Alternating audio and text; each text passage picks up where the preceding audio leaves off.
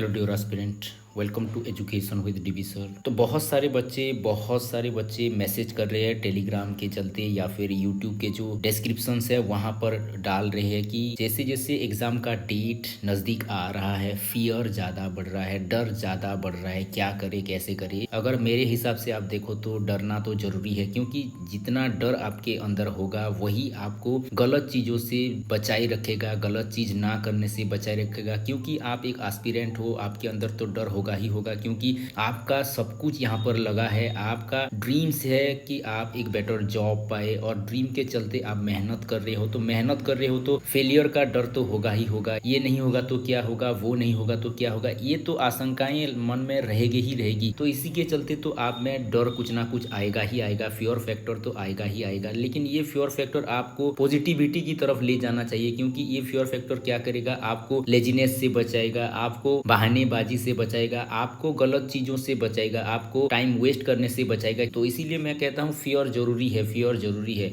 लेकिन ऐसा भी ना हो कि फियर आपके ऊपर हावी हो जाए।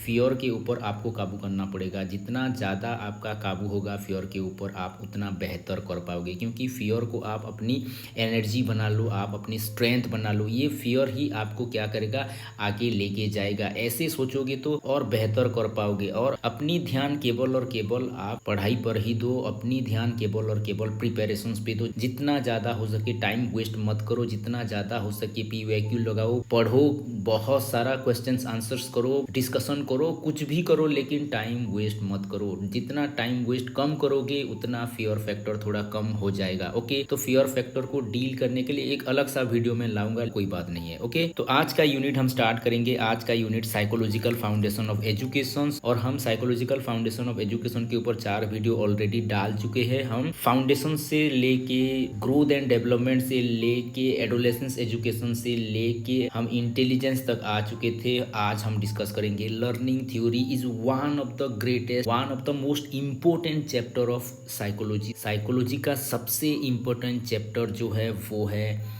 लर्निंग। और लर्निंग के रिलेटेड बहुत सारे क्वेश्चंस एग्जाम में आते हैं, चाहे वो नेट हो जाए, चाहे SSB हो जाए, चाहे कोई भी एग्जाम आप ले लो, लर्निंग का क्वेश्चंस आते ही आते हैं। It is one of the most favourite topic of every examiner. सभी एग्जामिनर का ये फेवरेट टॉपिक है। तो इसके ऊपर तो क्वेश्चंस आएंगे ही आएंगे, और सबसे ज्यादा क्वेश्चन इससे आते हैं। तो इसी चैप्टर को आपको अच्छे से पढ़ना है। तो इसी वीडियो में हम बहुत सारे एस्पेक्ट को डिस्कस करेंगे। ओके, तो टाइम ना लेते हुए चलिए जल्दी वीडियो को स्टार्ट करते हैं।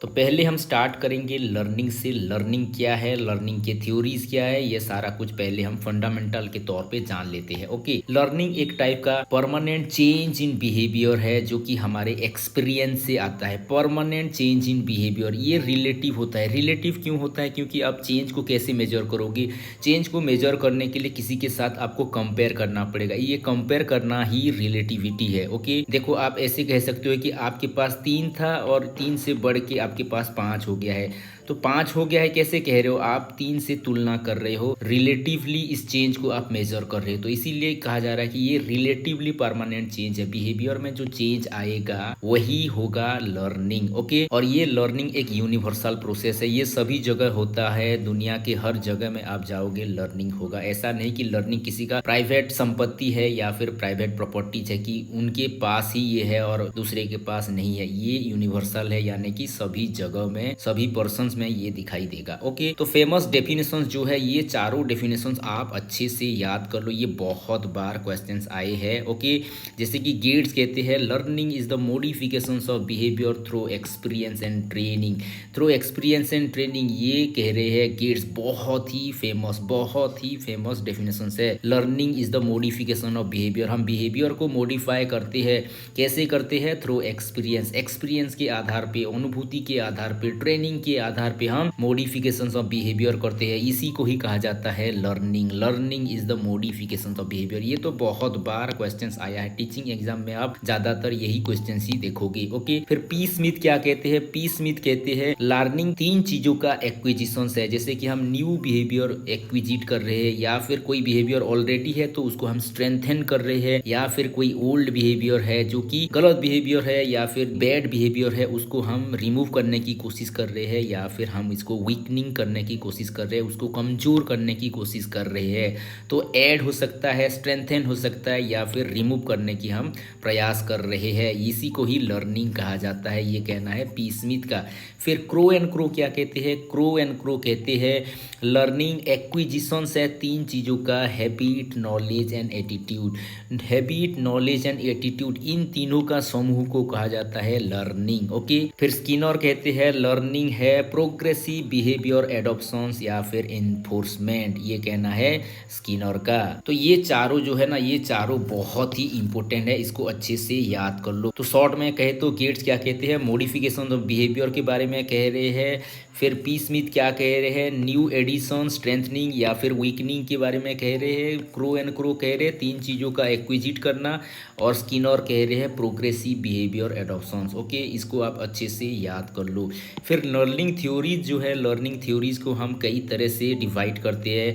बिहेवियरिस्टिक अप्रोच के आधार पे हम इसको डिवाइड कर सकते हैं, कॉग्निटिव आधार पे हम इसको डिवाइड कर सकते हैं, सोशल लर्निंग एस्पेक्ट के आधार पे हम इसको डिवाइड कर सकते हैं। बिहेवियरिस्ट का हिसाब से अगर आप देखो तो स्टिमुलस रेस्पॉन्स के आधार पे हम लर्निंग को डिफाइन कर सकते हैं। ओके, और इसको हम और भी 2 कैटेगरी से डिवाइड कर सकते हैं, जैसे कि स्टिमुलस रेस्पॉन्स थ्योरी है, वहाँ पर कुछ कुछ जगह पर रीइंफोर्समेंट नहीं होता है, जैसे कि क्लासिकल कंडीशनिंग, वाटसन के लर्निंग थ्योरी हो गया, गुथियर के लर्निंग थ्योरी हो गया, ये सारे आएंगे एक कैटेगरी में। और फिर कुछ एसआर थ्योरीज वगैरह होते हैं जहाँ पर रीइंफोर्समेंट होता है, जैसे कि ट्रायल एंड एरर हो गया थॉर्नडाइक का, ऑपरेंट कंडीशनिंग हो गया स्किनर का, और फिर हॉल थ्योरी हो गया, हॉल का जो ड्राइव रिडक्शन थ्योरी हो गया। ये सारे के सारे रीइंफोर्समेंट की बात करते हैं। फिर कॉग्निटिव थ्योरी जो हो गया, कॉग्निटिव थ्योरी आप ज़्यादातर देखोगे परसेप्शन, थिंकिंग, मेमोरी, इसके ऊपर ये ज़्यादा फोकस करते हैं। तो इसमें जो लर्निंग थ्योरी वगैरह आते हैं, साइन लर्निंग थ्योरी हो गया, ब्रूनर की learning theory, cognitive development theory जो कि पियाजे का है, एडवांस ऑर्गेनाइजर मॉडल, ये सारे कुछ कॉग्निटिव में आएंगे। और सोशल लर्निंग जहाँ पर आप देखोगे सोसाइटी के आधार पर, सोशल प्रोस्पेक्टिव्स के आधार पर, कल्चरल एस्पेक्ट के आधार पर, लैंग्वेज के आधार पे ये लर्निंग ज़्यादा फोस्टर होगा, ये कहेंगे बंडुरा या फिर वाइगोत्स्की। ओके, तो ये भी हम पढ़ेंगे। तो ये सारा हो गया लर्निंग थ्योरीज। ओके, तो बहुत सारे लर्निंग थ्योरीज है, बहुत सारे चीज़ें आप इसी वीडियो में जानोगे। तो पहला हम स्टार्ट करेंगे classical conditioning theory. Classical conditioning theory जो कि दिया है इवान पेवलोव ने। इवान पेवलोव ने, इन्होंने डॉग के सेलिब्रेशंस के ऊपर काम कर रहे थे। ओके, जिनके लिए इनको नोबेल प्राइज भी मिला था 1904 में। 1904 में तो इवान पेवलोव जो कि रशियन फिजियोलॉजिस्ट है, ये ज़्यादातर किसके ऊपर काम कर रहे थे? डॉग के सेलिब्रेशंस के ऊपर काम कर रहे थे। इनके तो बहुत सारे डॉग्स थे और डॉग के ये सेलिब्रेशंस के ऊपर काम कर रहे थे। ओके, तो इनका जो थ्योरी है वो है क्लासिकल कंडीशनिंग थ्योरी। इनको बहुत सारे नामों से भी जाना जाता है, पेवलोवियन थ्योरी भी कहा जाता है, और ये तो बहुत बार क्वेश्चंस आए हैं, इसको अच्छे से याद कर दो। रेस्पोडेंट थ्योरी, रेस्पोडेंट कंडीशनिंग थ्योरी ऐसे भी इसको कहा जाता है। और ये थ्योरी ज़्यादातर आप देखोगे एसआर बेस्ड थ्योरी, यानी कि स्टिमुलस रेस्पॉन्स। कोई पर्टिकुलर स्टिमुलस होगा, उसी स्टिमुलस के आधार पे कुछ रेस्पॉन्स आएंगे, स्टिमुलस रेस्पॉन्स, स्टिमुलस रेस्पॉन्स, इसी के आधार पे ये काम करेगा, इसी के आधार पे ये लर्निंग फोस्टर करेगा। ओके, और इसको कहा जाता है एस टाइप कंडीशनिंग, क्योंकि यहाँ पर ज़्यादा फोकस किया जाएगा स्टिमुलस के ऊपर, स्टिमुलस के ऊपर ज़्यादा यहाँ पर फोकस किया जाएगा। ओके, तो क्या है क्लासिकल कंडीशनिंग थ्योरी, इसका बेसिक एस्पेक्ट क्या है वो भी थोड़ा जान लेते हैं। ओके, यहाँ पर एक चीज क्या होता है, जो न्यूट्रल स्टिमुलस होता है, न्यूट्रल स्टिमुलस को हम नेचुरल स्टिमुलस के साथ कनेक्ट कर लेते हैं, पेयर कर लेते हैं। न्यूट्रल स्टिमुलस यानी कि बेल। ओके, और नेचुरल स्टिमुलस जो है, नेचुरल स्टिमुलस वो है फूड, वो है फूड। फूड को देखते ही हमें रिएक्शंस आएगा, हम रेस्पॉन्स देंगे, सेलिब्रेशंस होगा ही होगा, ये नेचुरल स्टिमुलस है। लेकिन बेल नेचुरल स्टिमुलस नहीं है, ये न्यूट्रल स्टिमुलस है। बेल को देख के किसी के अंदर कुछ भी रिएक्शंस नहीं आता है, डॉग के अंदर भी कुछ भी रिएक्शंस नहीं आएगा, इसीलिए ये न्यूट्रल स्टिमुलस है, न्यूट्रल स्टिमुलस है। लेकिन क्लासिकल कंडीशनिंग क्या करेगा, इन दोनों को ये जॉइंट कर लेगा, बेल और फूड को ये क्या करेगा, ये दोनों को ये जॉइंट कर लेगा, पेयर कर लेगा। ओके, पेयर कर लेगा, इसी को ही कहा जाता है क्लासिकल कंडीशनिंग। ओके, तो पेवलोव ने क्या एक्सपेरिमेंट किया, इसको थोड़ा देख लेते। पेवलोव ने एक डॉग को लिया, डॉग को एकदम क्या किया, टाइटली बांध दिया, क्योंकि इनको कंट्रोल कंडीशन में एक्सपेरिमेंट करना था। ओके, यहाँ पर जो था ये वन वे ग्लास वॉल है, यहाँ पर फूड था। ओके, फूड था, और ये जो लगा हुआ है ये आप देख पा रहे हैं, ये क्या करेगा, ये इसका माउथ में सीधे कनेक्ट हुआ है। जब फूड इसके आगे आएगा, फूड को ये देखेगा, फूड के चलते इसके माउथ में लार्वा सीक्रेट होगा, ये सीक्रेशंस यहाँ से आके कलेक्ट होगा। ओके, कलेक्ट होके उसको मेजर किया जाएगा, मेजर किया जाएगा। ये है उसका recording machines. Okay, recording machines है। ओके, तो ये सारा कुछ ये बहुत ही सिस्टमेटिक प्लान किया हुआ पेवलोव का एक एक्सपेरिमेंट था, और इसी के चलते बहुत सारा थ्योरीज निकल के आया, उसको भी हम आगे चल के देखेंगे। ओके, तो क्या है प्रोसेस ऑफ कंडीशनिंग वो भी थोड़ा दे लेते हैं। ये क्या करते थे, रात को कुत्ते को क्या करते थे, डॉग को खाना नहीं देते थे, यानी कि उनको हंग्री रखा जाता था, भूखे रखा जाता था, ताकि वो बेटर रेस्पॉन्स दिखाए, बेटर रिएक्शंस दिखाए। उसके चलते सुबह क्या करते थे, वो एक्सपेरिमेंट करते थे। तो यहाँ पर आप देख सकते हो कंडीशनिंग कैसे हो रहा है। कंडीशनिंग के लिए वो 3 स्टेप्स बताते हैं, before conditioning, during conditioning and after conditioning. Before conditioning एक काम हो रहा है जब डॉग को हम फूड दे रहे हैं, फूड के चलते सेलिवेशंस हो रहा है, फूड के चलते सेलिवेशंस हो रहा है, क्योंकि ये क्या है, ये है नेचुरल स्टिमुलस और ये है नेचुरल रेस्पॉन्स। ये नेचुरल स्टिमुलस है। ओके, ये नेचुरल रेस्पॉन्स है, इसको अच्छे से आप याद कर लो, ये नेचुरल स्टिमुलस, ये नेचुरल रेस्पॉन्स। लेकिन बेल देखो, बेल के चलते कोई भी रिएक्शंस नहीं आ रहा है, इसीलिए ये न्यूट्रल स्टिमुलस है, कोई रेस्पॉन्स नहीं आ रहा है, no response. Okay, no response. तो इससे क्या पता चल रहा है, इससे पता चल रहा है कि फूड आएगा तो सेलिवेशंस आएगा, बेल आएगा तो कोई भी रिएक्शंस नहीं आएगा। ओके, तो फूड हो गया ऑन कंडीशन स्टिमुलस, फूड हो गया ऑन कंडीशन स्टिमुलस, या फिर आप ऐसे कह सकते हो ये नेचुरल स्टिमुलस है। और सेलिवेशंस जो आ रहा है अभी का सेलिवेशंस है ऑन कंडीशंस रेस्पॉन्स, क्योंकि इसमें कोई कंडीशंस नहीं है। फूड आ रहा है एक नेचुरल स्टिमुलस, उसको देख के रिएक्शंस दिखा रहे हैं, यानी कि नेचुरली दिखा रहे हैं, सभी जीव जंतु दिखाते हैं। तो ये हो गया ऑन कंडीशंस रेस्पॉन्स। ये दोनों को टर्म को अच्छे से आप याद कर लो। ये हो गया पहला स्टेज, ये हो गया before conditioning stage. Okay, during conditioning इन्होंने क्या किया, ये जो ऑन कंडीशन स्टिमुलस है यानी कि फूड है, उसको देने से पहले इन्होंने क्या किया, बेल को बजाया, घंटी को बजाया, घंटी बजाया फिर फूड दिया, घंटी बजाया फूड दिया, यानी कि न्यूट्रल स्टिमुलस पहले बजाया फिर यूसीएस दिया, न्यूट्रल स्टिमुलस फिर यूसीएस दिया। तो डॉग जो है ये ऑन कंडीशन स्टिमुलस जो है, फूड जो है, इसको देख के सेलिवेट करेगा, सेलिवेशंस हो रहा है फूड के चलते। ओके, लेकिन ये बहुत बार रिपीट करने के बाद पेवलोव ने क्या किया, ट्रिक किया, फूड न देख के अगर सिर्फ बेल बजाया जाए तो क्या होगा वो देखने की उन्होंने कोशिश की। और जब उन्होंने सिर्फ और सिर्फ बेल बजाया तो यहाँ पर सेलिवेशंस हो रहा है, तो इसको वो कहे कि ये अब कंडीशनिंग हो गया है। इसको उन्होंने एक्विजिशन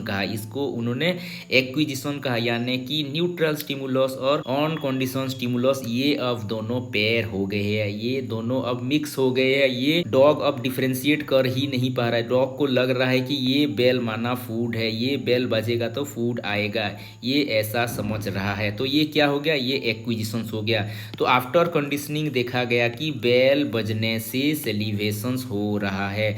तो बेल अब क्या है, बेल अब न्यूट्रल स्टिमुलस नहीं है, ये हो गया कंडीशन स्टिमुलस अभी कंडीशन कर दिया गया है। ये स्टिमुलस है, ये तो स्टिमुलेट कर रहा है, लेकिन ये कैसा स्टिमुलस है, ये कंडीशन स्टिमुलस है। अभी जो सेलिवेशंस हो रहा है, सेलिवेशंस किसके लिए हो रहा है, फूड के लिए नहीं हो रहा है, ये बेल के लिए हो रहा है। तो इसे हम कहेंगे ये ऑन कंडीशंस रेस्पॉन्स नहीं है, ये हो गया conditions response. Okay, conditions response, इसको भी अच्छे से याद कर लो। पहले था यूसीएस, यूसीआर, ओके, और लास्ट में हो गया CSCR, condition stimulus condition response. Okay, तो कुछ टर्म जो है उस टर्म को भी अच्छे से जानना बहुत जरूरी है। तो पहले टर्म को हम देख लेते हैं। न्यूट्रल स्टिमुलस कौन है, बेल है। न्यूट्रल स्टिमुलस पहले जो हमने देखा कि पहले क्या था, बेल न्यूट्रल स्टिमुलस था, इसके चलते कोई भी रिएक्शंस नहीं आ रहा था। फूड क्या था, फूड था ऑन कंडीशन स्टिमुलस था, क्योंकि फूड आएगा तो सेलिवेशंस होगा ही होगा, इसके ऊपर कोई कंडीशंस नहीं है। फिर डॉग क्या कर रहा था, रेस्पॉन्स दे रहा था, फूड के चलते सेलिवेशंस हो रहा था, तो ये भी क्या है, ऑन कंडीशंस रेस्पॉन्स है। कोई कंडीशंस नहीं है, फूड देखेगा तो सेलिवेशंस होगा ही होगा, ये ऑन कंडीशंस रेस्पॉन्स है। लेकिन जब कंडीशन हो गया, जब कंडीशंस हो गया, आफ्टर एक्विजिशंस क्या हो रहा है, जो बेल बज रहा है, बेल के लिए सेलिवेशंस हो रहा है, तो बाद में जब बेल आएगा तो उसको हम कहेंगे कंडीशन स्टिमुलस। ये स्टिमुलेट कर रहा है, लेकिन ये कौन सा स्टिमुलेशंस है, ये कंडीशन स्टिमुलेशंस है। जो अभी सेलिवेशंस हो रहा है वो सेलिवेशंस फूड के लिए नहीं हो रहा है, वो बेल के लिए हो रहा है। तो ये जो रेस्पॉन्स आ रहा है, ये रेस्पॉन्स भी कौन सा रेस्पॉन्स है, कंडीशंस रेस्पॉन्स है। तो इसको अच्छे से याद कर लो, UCS और UCR ये दोनों इकट्ठे एक टाइम आ रहे हैं। किस टाइम आ रहे हैं, ये बिफोर कंडीशनिंग आ रहे हैं। बिफोर कंडीशनिंग UCS UCR को राइज कर रहा है, लेकिन आफ्टर कंडीशनिंग क्या हो रहा है, आफ्टर कंडीशनिंग CSCR को राइज कर रहा है। इसको अच्छे से याद कर लो। ओके, तो कुछ टर्मिनोलॉजी है जो कि ज़्यादा क्वेश्चंस में आते हैं, उसको भी हम जान लेंगे। ओके, पहला है एक्विजिशंस। एक्विजिशंस का मतलब है जब लर्निंग हो गया, जब एसोसिएशंस हो गया, जब हमने न्यूट्रल स्टिमुलस को हमने क्या किया, नेचुरल स्टिमुलस के साथ कंबाइन कर लिया, एसोसिएट कर लिया, जॉइंट कर लिया, उसको कहा जाता है एक्विजिशंस। ओके, ये कब होगा, जब SR कनेक्शंस हो जाएगा, स्टिमुलस और रेस्पॉन्स का एक गहरा कनेक्शन हो जाएगा, स्ट्रॉन्ग कनेक्शंस हो जाएगा, इसको कहा जाएगा एक्विजिशन। जैसे कि सेलिवेशंस ड्यू टू बेल, बेल के लिए जब सेलिवेशंस होगा तो हम कहेंगे कि ये एक्विजिशंस हो गया है, एसोसिएशंस हो गया है, या फिर कनेक्शंस हो गया है। ओके, फिर एक स्टेप्स आता है, उसको कहा जाता है एक्सटिंक्शंस। एक्सटिंक्शंस माना विलोपन। जब लर्नर का बिहेवियर डिसअपियर हो जाएगा, समाप्त हो जाएगा, विलुप्त हो जाएगा, उसको कहा जाएगा एक्सटिंक्शंस। ये क्यों होगा, क्योंकि SR अब क्या हो गया, स्टिमुलस रेस्पॉन्स, ये बहुत ही वीकेंड हो गया है, दुर्बल हो गया है। ये क्यों हो रहा है, ये होने का कारण है CS is not followed by UCS। CS is not followed by UCS, यानी कि आप क्या कर रहे हो, बेल तो बजा रहे हो लेकिन फूड नहीं दे रहे हो, बेल तो बजा रहे हो लेकिन फूड नहीं दे रहे हो। तो ग्रेजुअली जो कनेक्शंस हुआ था वो धीरे धीरे वीकर हो जाएगा, और धीरे धीरे वो जो बिहेवियर हुआ था वो बिहेवियर एक्सटिंक्ट हो जाएगा। ओके, एक्सटिंक्ट हो जाएगा। It happens when there is no reinforcement. अगर रीइंफोर्समेंट नहीं मिलेगा तो एक्सटिंक्शंस देखने को मिलेगा। ओके, फिर नेक्स्ट प्रोसेस है इनहिबिशंस। इनहिबिशंस का मतलब क्या है, इनहिबिशंस का मतलब जब CS प्रेडिक्ट कर ले कि UCS का एब्सेंस होने वाला है, UCS का एब्सेंस होने वाला है, यानी कि बेल बजने के बाद फूड नहीं आने वाला है, जब ये प्रतिभाषित हो जाए उसको कहा जाएगा इनहिबिशंस। इनहिबिशंस, डॉग ने लर्न कर दिया है कि फूड अब नहीं आएगा, फूड अब नहीं आएगा। After giving bell food will not come, food will not come, इसको कहा जाएगा इनहिबिशंस। ओके, इनहिबिशंस दो प्रकार के हो सकते हैं, एक एक्सटर्नल हो सकते हैं, एक इंटरनल हो सकते हैं। एक्सटर्नल का मतलब कोई एक्सटर्नल फैक्टर है, जैसे कि नॉइज हो गया, कुछ डिस्ट्रैक्शंस हो गए, जिसके चलते डॉग को पता ही नहीं हो पा रहा है कि बेल बजा या नहीं बजा। ओके, इसके चलते डॉग क्या होगा, डिस्ट्रैक्टेड हो जाएगा, और डिस्ट्रैक्टेड होगा तो वो रेस्पॉन्स नहीं देगा। रेस्पॉन्स क्यों दे रहा था, क्योंकि बेल कनेक्ट हो गया था, किसके साथ, फूड के साथ कनेक्ट हो गया था। तो अभी बेल बज तो रहा है, लेकिन ये डॉग डिस्ट्रैक्टेड हो रहा है, यानी कि बेल के साउंड को नहीं सुन पा रहा है, इसीलिए रेस्पॉन्स नहीं दे रहा है। ये हो गया एक्सटर्नल फैक्टर। कुछ इंटरनल फैक्टर भी इसके लिए जिम्मेदार होते हैं। इंटरनल फैक्टर, डिले होता है रेस्पॉन्स देने में, इसको वो कह रहे हैं इंटरनल डिस्ट्रैक्शंस। तो इनहिबिशंस भी दो प्रकार के होते हैं, एक्सटर्नल और इंटरनल। तो ये जो स्पॉन्टानियस रिकवरी, ये क्या है, स्पॉन्टानियस रिकवरी का मतलब है जो कनेक्शंस हो गया था फिर उसको वीकेंड कर दिया गया, और वही बिहेवियर लर्नर ने फॉरगेट कर लिया। फॉरगेट करने के बाद अगर फिर उसको हम कंडीशनिंग करेंगे तो ये बहुत ही जल्दी होगा। पहले जितना टाइम लगता था ये उससे कम टाइम लेके बहुत ही जल्दी कर देगा। इसको ही कहा जा रहा है spontaneous recovery. Spontaneous recovery, it usually takes less time than earlier. फिर एक कॉन्सेप्ट है जनरलाइजेशन का।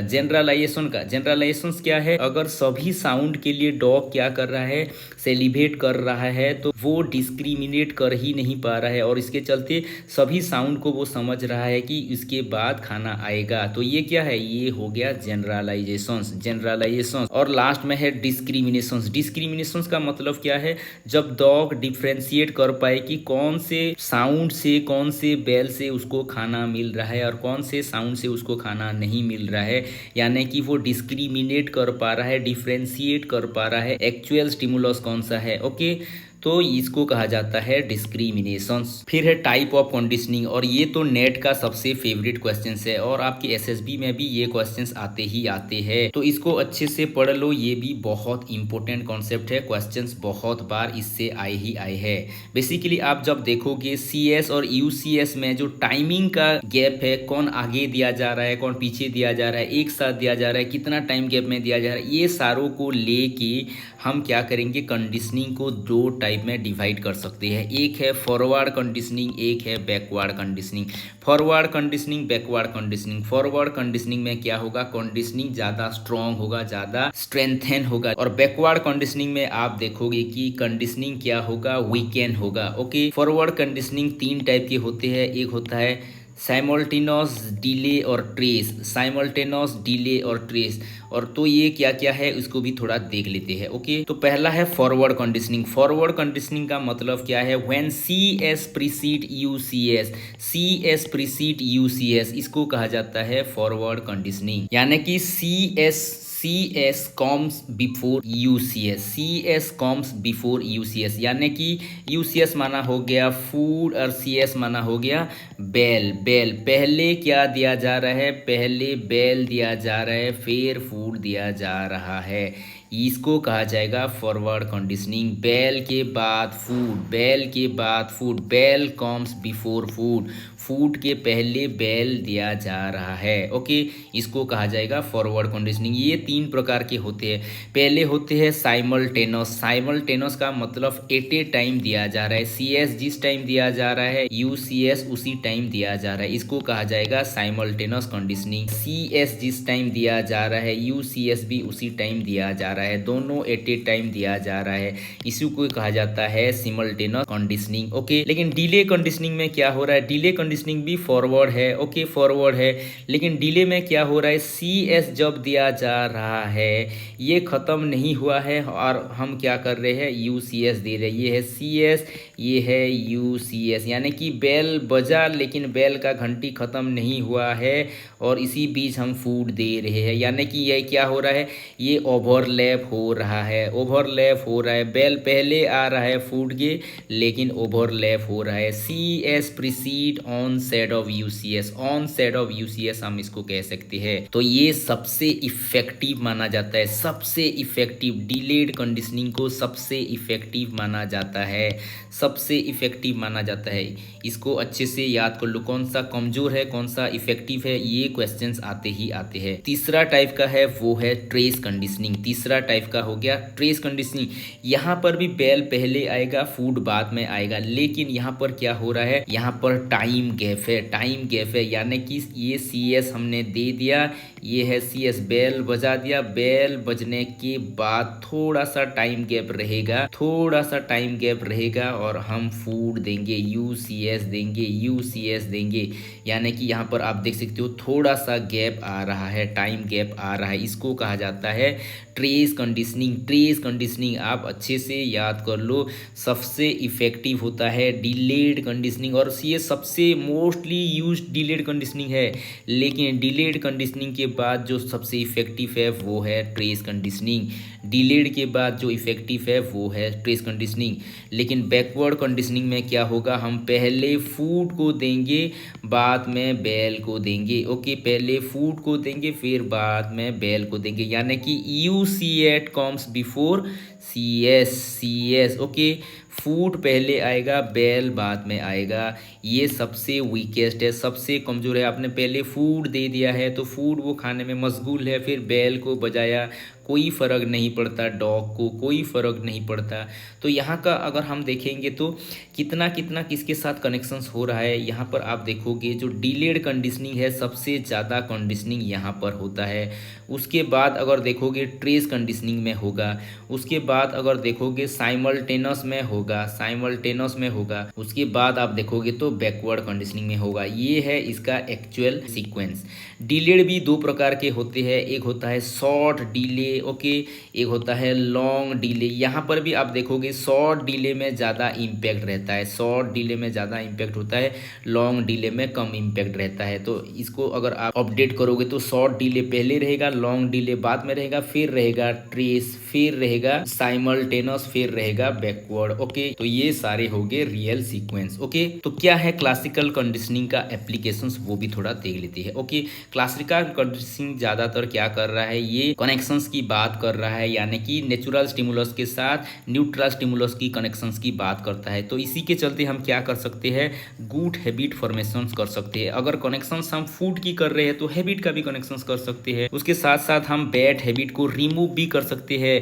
अगर हमने बैकवर्ड कंडीशनिंग कर दिया तो जो बैड हैबिट हो गया है उसको हम रिमूव भी कर सकते हैं। इसी के चलते एनिमल्स, बर्ड्स को भी हम ट्रेन कर सकते हैं, पॉजिटिव एटीट्यूड डेवलप कर सकते हैं। ओके, और ये जो पेवलोव का थ्योरी है ना, ये थ्योरी आप देखोगे काउंसलिंग में बहुत ही वाइडली यूज होता है। जैसे कि साइकोथेरेपी हो गया, साइकोथेरेपी में इसको ज़्यादा यूज किया जाता है, कंडीशन किया जाता है माइंड को, ताकि ये अपनी दुख से बाहर आ सके, ताकि अब ये अपनी प्रॉब्लम से बाहर आ सके। ओके, फिर हो गया ऑपेरांट कंडीशनिंग, ये हो गया दूसरे टाइप का कंडीशनिंग। पहला था क्लासिकल कंडीशनिंग, ये हो गया ऑपेरांट कंडीशनिंग। ऑपेरांट कंडीशनिंग दिया है स्किनर ने दिया है, इसको कहा जाता है इंस्ट्रूमेंटल कंडीशनिंग। इसको अच्छे से याद कर लो, इंस्ट्रूमेंटल कंडीशनिंग, रीइंफोर्समेंट थ्योरी भी कहा जाता है, एक्टिव कंडीशनिंग, आरएस थ्योरी, बहुत सारे नामों से इसको जाना जाता है। ओके, आरएस थ्योरी क्यों कहा जा रहा है, क्योंकि यहाँ पर स्टिमुलस का क्लैरिटी कुछ भी नहीं है, लेकिन रेस्पॉन्स हमारे सामने बहुत ही क्लियर है। रेस्पॉन्स क्लियर है, स्टिमुलस क्लियर नहीं है। तो स्किनर ने जो एक्सपेरिमेंट किया था, पहले रेट के ऊपर किया था, बाद में इन्होंने पिजन के ऊपर भी एक्सपेरिमेंट किया है। और ये तो क्वेश्चंस बहुत बार आया है, इसको अच्छे से याद कर लो। ये जो ऑपेरांट कंडीशनिंग है ना, स्किनर का ऑपेरांट कंडीशनिंग, ये थॉर्नडाइक के लॉज ऑफ इफेक्ट से आया है। लॉज ऑफ इफेक्ट, प्रभाव का नियम, प्रभाव का नियम। ओके, तो क्या है ऑपेरांट कंडीशनिंग का बेसिक थ्योरी, इसको भी थोड़ा बहुत जान लेते हैं। ओके, जैसे पेवलोव में था ना, पेवलोव में क्या था, पेवलोव में एक नेचुरल रेस्पॉन्स आ रहा था, स्टिमुलस था, स्टिमुलस के चलते वो रेस्पॉन्स दिखा रहा था। लेकिन यहाँ पर स्किनर थोड़ा सा अलग तरह से बात कर रहे हैं। ये कह रहे हैं जो बिहेवियर है ना, बिहेवियर कहीं ना कहीं एक एक्शन का कारण है, कॉजेस ऑफ एक्शंस है, या फिर कुछ कॉन्सिक्वेंसेस का कारण है। इसको वो कह रहे हैं ऑपेरांट कंडीशनिंग। ऑपेरांट कंडीशनिंग ये एक्शन के ऊपर बेस्ड है, ऑपरेशंस के ऊपर बेस्ड है, इसीलिए इसको कहा जाता है इंस्ट्रूमेंटल कंडीशनिंग भी कहा जाता है। ओके, और जो ऑपेरांट रेस्पॉन्स देगा उसको हम मॉडिफाई कर सकते हैं, हमारी डिजायर के हिसाब से उसको चेंज कर सकते हैं, उसको रीइंफोर्समेंट दे के हम मॉडिफाई कर सकते हैं, चेंज कर सकते हैं, कुछ भी कर सकते हैं, बशर्ते उनको बेटर रीइंफोर्समेंट दिया जाए। ओके, तो क्या है स्किनर का एक्सपेरिमेंट, उसको भी थोड़ा जान लेते हैं। ओके, स्किनर ने खुद अपना एक स्किनरियन बॉक्स बनाया था, उसके अंदर पिजन को लिया या फिर रेट को लिया। पहले तो उन्होंने रेट के ऊपर काम किया, उसके बाद पिजन के ऊपर भी काम किया है। ओके, तो ये है वो गोल मोटोल रेट, यहाँ पर एक लीवर है, ये स्विच है, इसको पुल करने से क्या होगा, यहाँ पे खाना आएगा, यहाँ पर खाना आएगा। तो ये है फूड डिस्पेंसर, और ये है फूड बॉक्स, ये है फूड बॉक्स। यहाँ पर स्पीकर है, यहाँ पर लाइट भी है, स्पीकर है, लाइट भी है। ओके, स्पीकर है, लाइट भी है, ये कंडीशनिंग के लिए काम आएगा। कैसे कंडीशनिंग होगा आगे चल के हम देखेंगे। यहाँ पर नीचे जो दिया गया है ये सारे के सारे इलेक्ट्रिक ग्रिड है। ओके, इलेक्ट्रिक ग्रिड है, पनिशमेंट के इफेक्ट क्या हो रहे हैं उसको जानने के लिए ये किया गया है। तो क्या किया गया है ये सारा कुछ हम आगे चल के देखेंगे। ओके, तो जो ऑपेरांट कंडीशनिंग है कैसे हो रहा है, पहले उन्होंने क्या किया, पहले इन्होंने रिवार्ड का कॉन्सेप्ट को टेस्ट किया, फिर बाद में पनिशमेंट का कॉन्सेप्ट को इन्होंने टेस्ट किया। पहले स्टेप्स में अगर आप देखोगे, पहले स्टेप्स में स्किनर ने क्या किया, स्किनर ने रेट को भूखे रखे बॉक्स में भर दिया। बॉक्स में भरने से उन्होंने रैंडम मूवमेंट, इधर उधर मूवमेंट करना स्टार्ट किया, और मूवमेंट करते करते वो बाय चांस लीवर को टच कर दिया, यानी कि लीवर को पुश कर दिया। पुश करने से फूड आ गया, तो फूड आ गया तो वो खाया। फिर क्या हुआ, बाद में धीरे धीरे वो हैबिट उनका फॉर्मेशन हो गया। तो पहला जो स्टेप्स था उसका एक हैबिट फॉर्मेशन करना था। लीवर को पुश करेगा, खाना आएगा, वो खाएगा, लीवर को पुश करेगा, खाना आएगा, वो खाएगा। ये पहला था, पहला कंडीशनिंग उसके साथ हुआ। दूसरा कंडीशनिंग उन्होंने क्या किया, ये कंडीशनिंग करना चाहते थे तो जो लिवर पुश हुआ, अब फूड नहीं आया, लेकिन वहाँ पर क्या हुआ, एक लाइट जब ब्लिंक हुआ, उस लाइट के चलते खाना आ रहा था। ओके, तो उन्होंने क्या किया, ये लाइट के साथ ये कनेक्शंस कर दिया कि जब लाइट आएगा लिवर पुश होगा तो खाना आएगा, लाइट आएगा पुश होगा तो खाना आएगा। अभी क्या होगा, इसके साथ ये कंडीशनिंग हो रहा है, इसके साथ ये कंडीशनिंग हो रहा है, इसके साथ कंडीशनिंग हो रहा है। यानी क्या हो रहा है, इसको हम क्या कहेंगे, ये है प्रोग्राम लर्निंग। हम चाह रहे हैं कि ये बिहेवियर वो दिखाए। पेवलॉव में ऐसा नहीं था, पेवलॉव में हम प्रोग्राम नहीं कर रहे थे, वो नेचुरली रेस्पॉन्स दिखा रहा था, लेकिन यहाँ पर प्रोग्राम हो रहा है, प्रोग्राम हो रहा है। ओके, हम जो चाह रहे थे उसी के आधार पे अगर वो रेस्पॉन्स देगा तो उसको हम क्या कर रहे हैं, इसको हम रीइंफोर्स कर रहे हैं रिवार्ड के द्वारा। तो ये रिवार्ड ट्रेनिंग हो गया। तीसरा जो कॉन्सेप्ट था, तीसरा वो साउंड सुना रहे हैं। साउंड आने से क्या हो रहा है, साउंड आने से अगर लीवर को प्रेस करेगा तो उसको झटके दिए जा रहे हैं, झटके दिए जा रहे हैं, झटके दिए जा रहे हैं। तो वो वहाँ से भी सीख गया कि ये साउंड आएगा तो लीवर प्रेस होगा तो खाना तो नहीं आएगा लेकिन झटके आएंगे। तो ये क्या हो रहा है, ये पनिशमेंट का ट्रेनिंग हो रहा है। पनिशमेंट होने से क्या हो रहा है, वन टाइप ऑफ लर्निंग हो रहा है, और वो धीरे धीरे सीख रहा है कि जब ये साउंड आएगा, जब साउंड आएगा तो लीवर प्रेस नहीं करना है, अगर लीवर प्रेस कर दिया तो यहाँ से झटका आएगा। तो ये क्या हो रहा है, ये तीन चीज़ों से, ये तीन टाइप से उन्होंने क्या किया, रिवॉर्ड के चलते या फिर पनिशमेंट के चलते एक बहुत ही गजब का, बहुत ही हाई लेवल का ऑपेरांट कंडीशनिंग थ्योरी दे दिया। ओके, तो क्या कुछ मैकेनिज्म है ऑपेरांट कंडीशनिंग में, उसको भी थोड़ा बहुत देख लेते हैं। ऑपेरांट कंडीशनिंग में बहुत सारे टर्म भी आते हैं, जैसे पेवलॉव के जो कंडीशनिंग था उसमें भी बहुत सारे टर्म थे, इसमें भी बहुत सारे टर्म है, इसको भी अच्छे से जानना है क्योंकि एसएसबी में कई बार ये टर्म को लेके भी बहुत सारे क्वेश्चंस पूछ देता है। ओके, तो पहला है शेपिंग। शेपिंग का मतलब हम बिहेवियर को सेव करना चाहते हैं, बिहेवियर को बेटर करना चाहते हैं। ओके, तो हम क्या कर रहे हैं, बिहेवियर को सेव करने के लिए हम सिलेक्टिव रीइंफोर्समेंट के द्वारा डिजायरेबल चेंज करना चाहते हैं, बिहेवियर को मॉडिफाई करना चाहते हैं, या फिर हम चाह रहे हैं कि वो ये बिहेवियर दे, इसके लिए हम रीइंफोर्समेंट का यूज कर रहे हैं। ओके, तो इसको कहा जा रहा है successive approximations to the desire behaviour. और ये ज्यादातर आप देखोगे तीन चीजों की बातें करेगा, तीन प्रिंसिपल की बातें करेगा, और शेपिंग के लिए ज्यादातर हम तीन प्रिंसिपल का यूज करते हैं। पहला है जनरलाइजेशन, जनरलाइजेशंस। ओके, जैसे ह्यूमन क्या करता है, एक सिचुएशंस को दूसरे सिचुएशंस में जनरलाइज कर देता है, अप्लाई कर देता है, उसी के चलते एनिमल भी क्या करते हैं, जनरलाइजेशंस के चलते भी बहुत सारे बिहेवियर को वो इन जनरल समझ लेते हैं। ओके, फिर हो गया दूसरा हैबिट कॉम्पिटिशंस। हैबिट कॉम्पिटिशंस का मतलब है जो करेक्ट हैबिट होगा, जो बेहतर हैबिट होगा, वो ज़्यादा डोमिनेट करेगा इनकरेक्ट के ऊपर, और इसी के चलते ज़्यादा शेपिंग होने की संभावना है। अगर करेक्ट हैबिट डोमिनेट कर पा रहा है तो ही वो क्या करेगा, शेपिंग कर सकता है।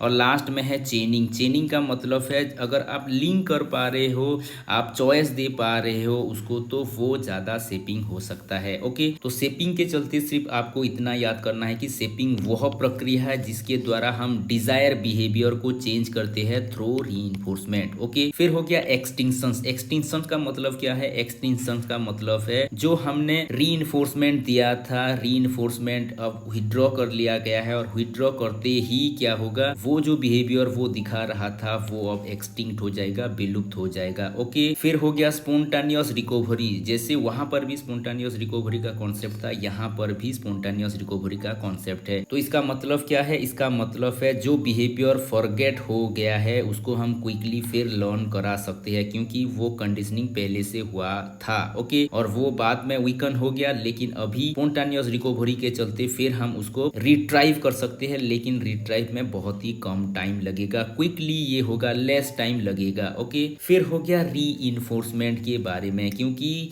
स्किनर का जो थ्योरी है वो टोटली रीइंफोर्समेंट के ऊपर ही बेस्ड है, रीइंफोर्समेंट के ऊपर बेस्ड है। तो रीइंफोर्समेंट क्या है, रीइंफोर्समेंट का मतलब है जो क्या करेगा, हमारे डिजायर बिहेवियर करने की प्रोबेबिलिटी को इंक्रीज कर देगा, to increase the probability of desire behaviour और desire response, that is what is called as reinforcement.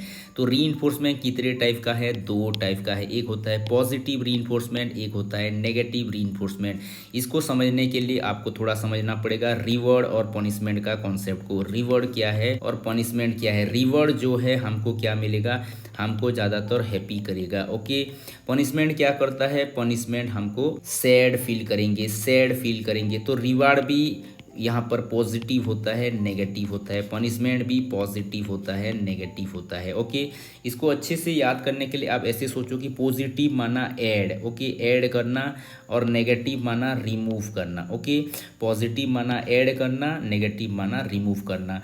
जो चीज़ों को आप ऐड करोगे, बच्चों को दोगे और बच्चे खुशी होंगे, वो हो गया पॉजिटिव रिवार्ड। यानी कि बच्चों को जो दोगे और वो खुशी होंगे, ये होगा पॉजिटिव रिवार्ड, पॉजिटिव रीइंफोर्समेंट भी आप कह सकते हो। यानी कि अगर आप उनको चॉकलेट दोगे, अगर आप उनको प्राइज दोगे, इंसेंटिव दोगे, तो वो खुशी होंगे। ये क्या हो गया, ये हो गया पॉजिटिव रिवार्ड। ओके, फिर बाद में नेगेटिव रिवार्ड क्या है, जो चीज़ें बच्चों से आप ले लोगे फिर भी वो खुशी होंगे, उसको कहा जाएगा नेगेटिव रिवार्ड। नेगेटिव रिवार्ड कुछ ऐसे एनोइंग चीजें बच्चों के अंदर होती है जो वो नहीं चाहते ये आए, लेकिन उसको जब आप दूर कर लोगे बच्चे ज्यादा खुशी होंगे। तो ये हो गया नेगेटिव रिवार्ड। सपोज बच्चे होमवर्क करने से मना करते हैं, होमवर्क उनके लिए बोझ है, आपने कहा कि ये दिन है हम वहां पर घूमने जाएंगे, तो आज होमवर्क बंद। ये क्या है, ये नेगेटिव रिवार्ड है। आपने उनका होमवर्क को क्या किया, रिड्यूस कर दिया, तो ये हटा दिया आपने, ओके, रिमूव कर दिया, लेकिन इसके चलते बच्चा खुशी हो रहा है, तो ये क्या है, ये नेगेटिव रिवार्ड है। पॉजिटिव पनिशमेंट क्या है, पनिशमेंट देते ही बच्चा सैड होगा, अनहैप्पी होगा। पॉजिटिव माना देना, नेगेटिव माना रिमूव करना, यानी कि कुछ दोगे तो बच्चा सैड होगा, तो ये होगा पॉजिटिव पनिशमेंट। यानी कि अगर आप बच्चे को पीट रहे हो, बच्चे को बैड वर्ड्स कह रहे हो, तो आप दे रहे हो, देने से बच्चा सैड फील कर रहा है, तो ये हो गया पॉजिटिव पनिशमेंट।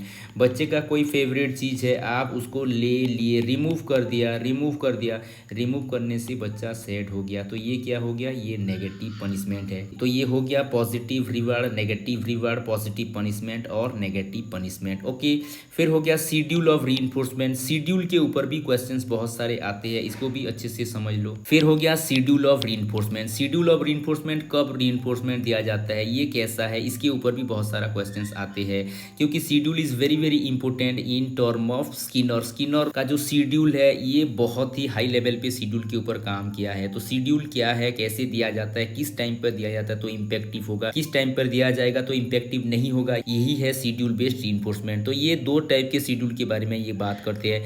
एक हो गया कॉन्टिन्यूअस, एक हो गया पार्शियल या फिर इंटरमीडिएट। कॉन्टिन्यूअस का मतलब हो गया करेक्ट रेस्पॉन्स देते ही आप रीइंफोर्स कर रहे हो, जब जब बच्चा करेक्ट रेस्पॉन्स देगा उसको रीइंफोर्स कर रहे हो। लेकिन ये बहुत ही प्रॉब्लमेटिक है, ये बहुत ही समस्याजनक है, क्योंकि हर टाइम आप उसको रिवार्ड दे नहीं सकते। सभी टाइम अगर रिवार्ड देने लगे तो बहुत सारे रिवार्ड आपको देने पड़ेंगे, बहुत खर्चा आपको हो जाएगा। इसीलिए क्या किया जाता है, पार्शियल या फिर इंटरमीडिएट रीइंफोर्समेंट दिया जाता है। हर समय नहीं दिया जाएगा, बीच बीच में दिया जाएगा। ये हो गया पार्शियल इंटरमिटेंट रीइंफोर्समेंट। ओके, तो शेड्यूल ऑफ रीइंफोर्समेंट की बात किया जाए तो ये हो गया कॉन्टिन्यूअस, ये हो गया पार्शियल। ओके, कॉन्टिन्यूअस तो हम एवरी राइट रेस्पॉन्स में हम रीइंफोर्स कर रहे हैं, लेकिन पार्शियल का मतलब हो गया कुछ कुछ टाइम में या फिर कुछ कुछ गैप में हमारी सहूलियत के हिसाब से हम क्या कर रहे हैं, रीइंफोर्स कर रहे हैं। तो इसको भी दो टाइप में डिवाइड किया गया है, इंटरवल हो गया, रेशियो हो गया। इंटरवल कहीं ना कहीं टाइम से रिलेटेड है और रेशियो कहीं ना कहीं फ्रीक्वेंसी से रिलेटेड है। फ्रीक्वेंसी से 2 टाइम्स 3 टाइम्स 5 टाइम्स ये रेशियो को बता रहा है। तो ये भी दो टाइप में आते हैं, एक हो गया फिक्स्ड इंटरवल या फिर वेरिएबल इंटरवल।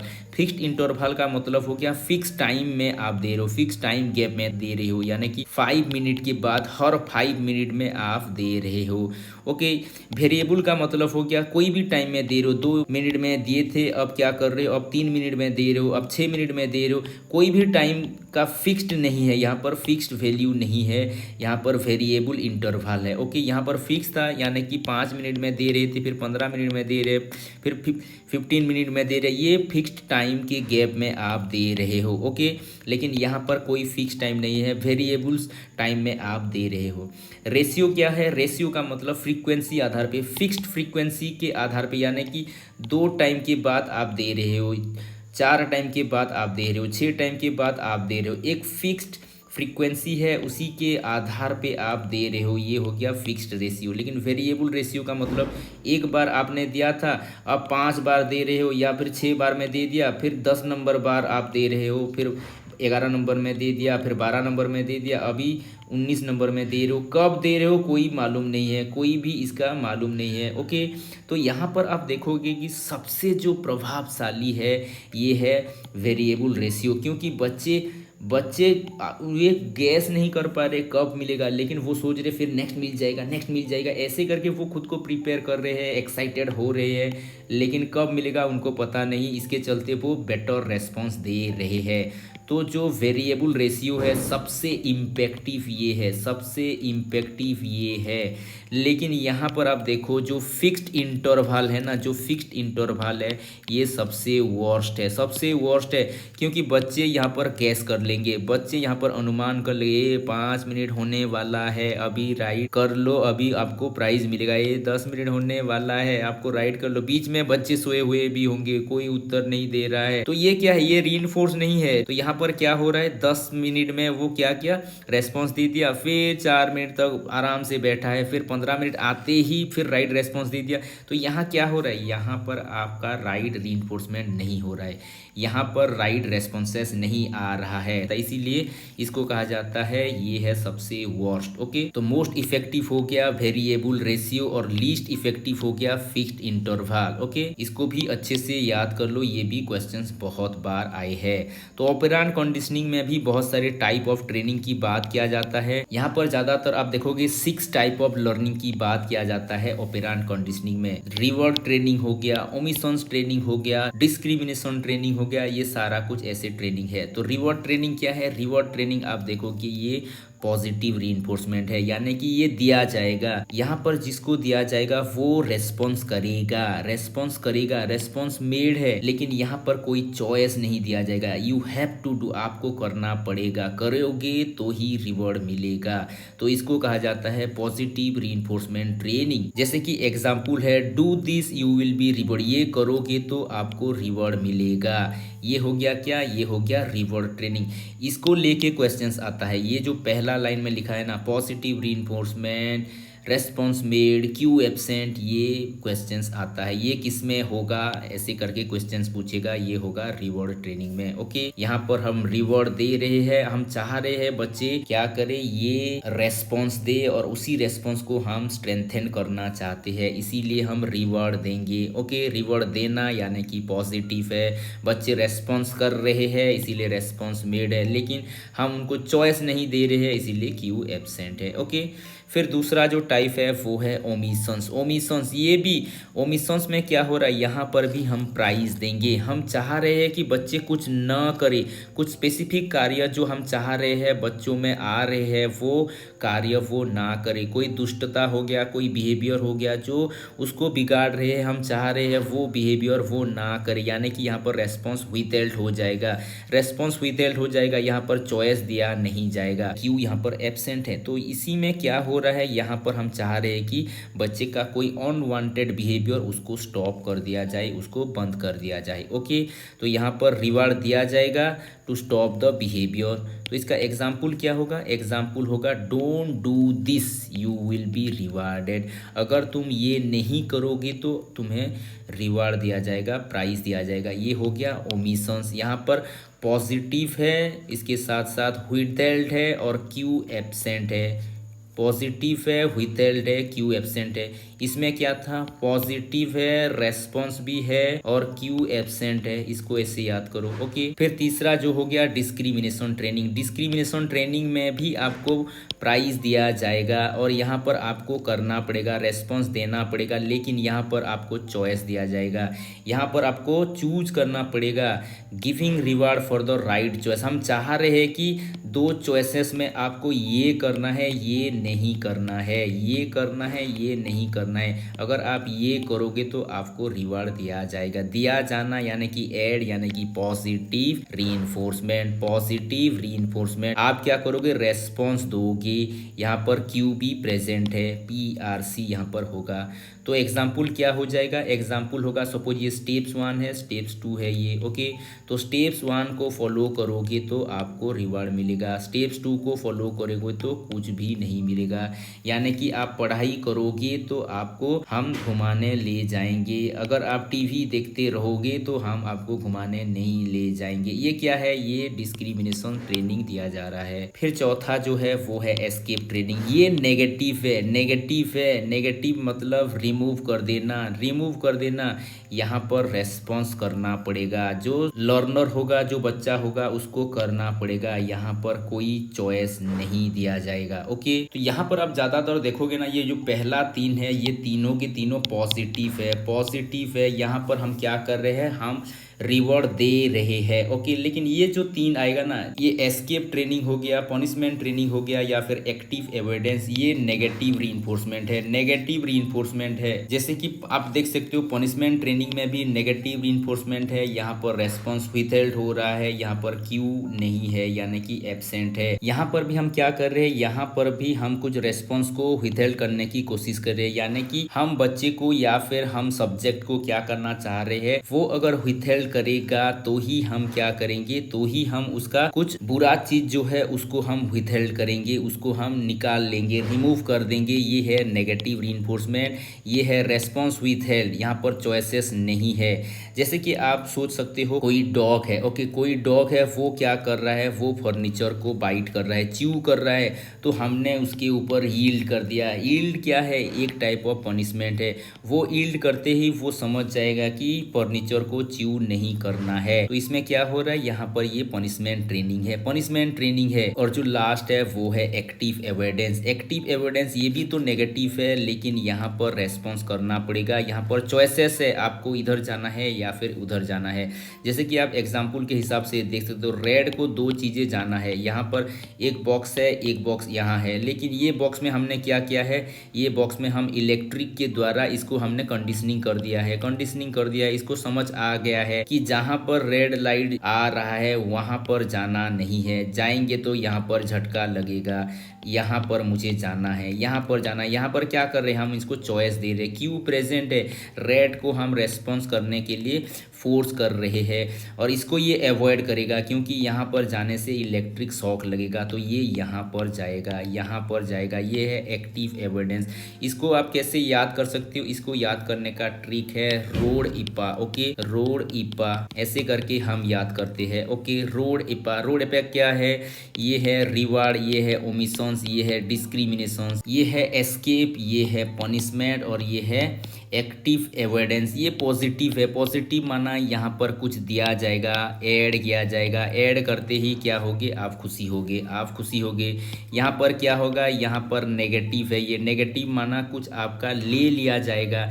किसको ले लिया जाएगा, आपका जो एनोइंग चीज़ है, आपका जो बुरा चीज़ है, आपका जो पेनफुल चीज़ है, उसको रिमूव किया जाएगा, उसको रिमूव किया जाएगा, क्योंकि हम चाह रहे बच्चे बेटर बिहेवियर दिखाए, ओके।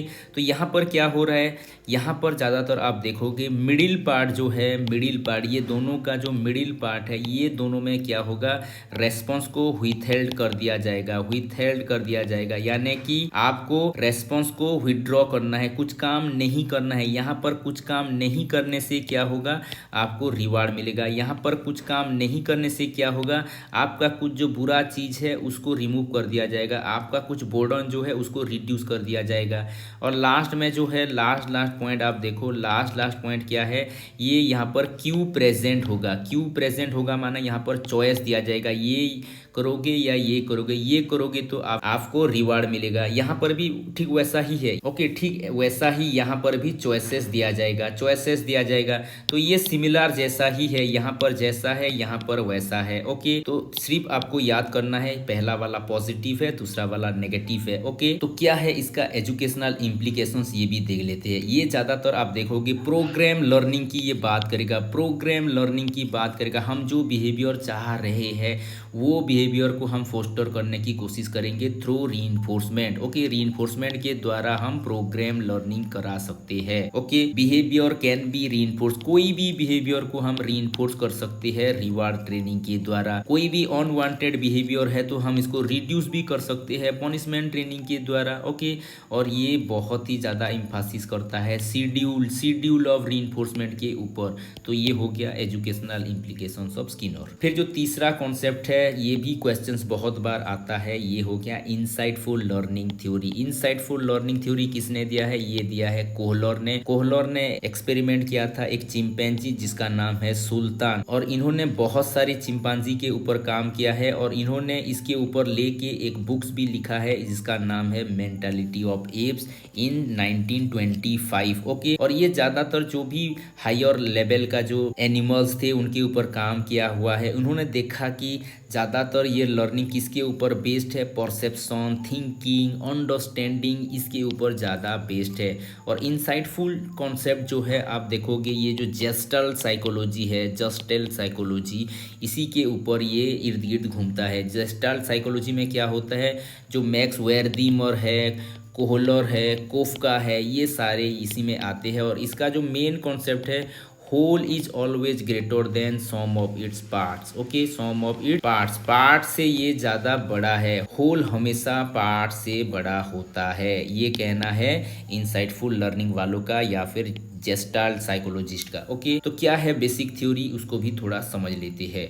बेसिक थ्योरी क्या है? इन्होंने चिंपैंजी के ऊपर एक्सपेरिमेंट किया। चिंपैंजी एक हायर ऑर्डर एनिमल है, डॉग और रैट बहुत ही लोअर ऑर्डर एनिमल है, चिंपैंजी हायर ऑर्डर एनिमल्स है, क्योंकि इसके पास ज्यादा दिमाग है, ये ज्यादा अपनी दिमाग का प्रयोग कर सकता है, ब्रेन का प्रयोग कर सकता है, थिंकिंग का प्रयोग कर सकता है, परसेप्शन का प्रयोग कर सकता है और प्रॉब्लम सॉल्विंग कर सकता है। ओके, इसके जैसे रैट या फिर पिजन ये नहीं कर सकते, तो ये ज्यादातर हायर ऑर्डर की ऊपर जा रहा है। ओके, तो इनका थ्योरी ज्यादातर हायर कॉग्निटिव एबिलिटीज के ऊपर बेस्ड है। तो इसका क्या एक्सपेरिमेंट था ये भी थोड़ा देख लेते हैं। इन्होंने 4 एक्सपेरिमेंट किए थे सुल्तान के ऊपर। ओके, तो 4 एक्सपेरिमेंट क्या है, इन्होंने पहले बनाना को तो आउटसाइड में रख दिया और अंदर एक स्टिक्स रखा। ओके, पहले तो सुल्तान ने बनाना को खाना चाहा लेकिन खा नहीं पाया, तो बाद में उन्होंने देखा कि एक स्टिक पड़ा हुआ है और उस स्टिक के चलते वो बनाना लाया और खा जाए। ये पहला एक्सपेरिमेंट था। दूसरा एक्सपेरिमेंट में उन्होंने क्या किया, बनाना फिर बाहर में रख दिया।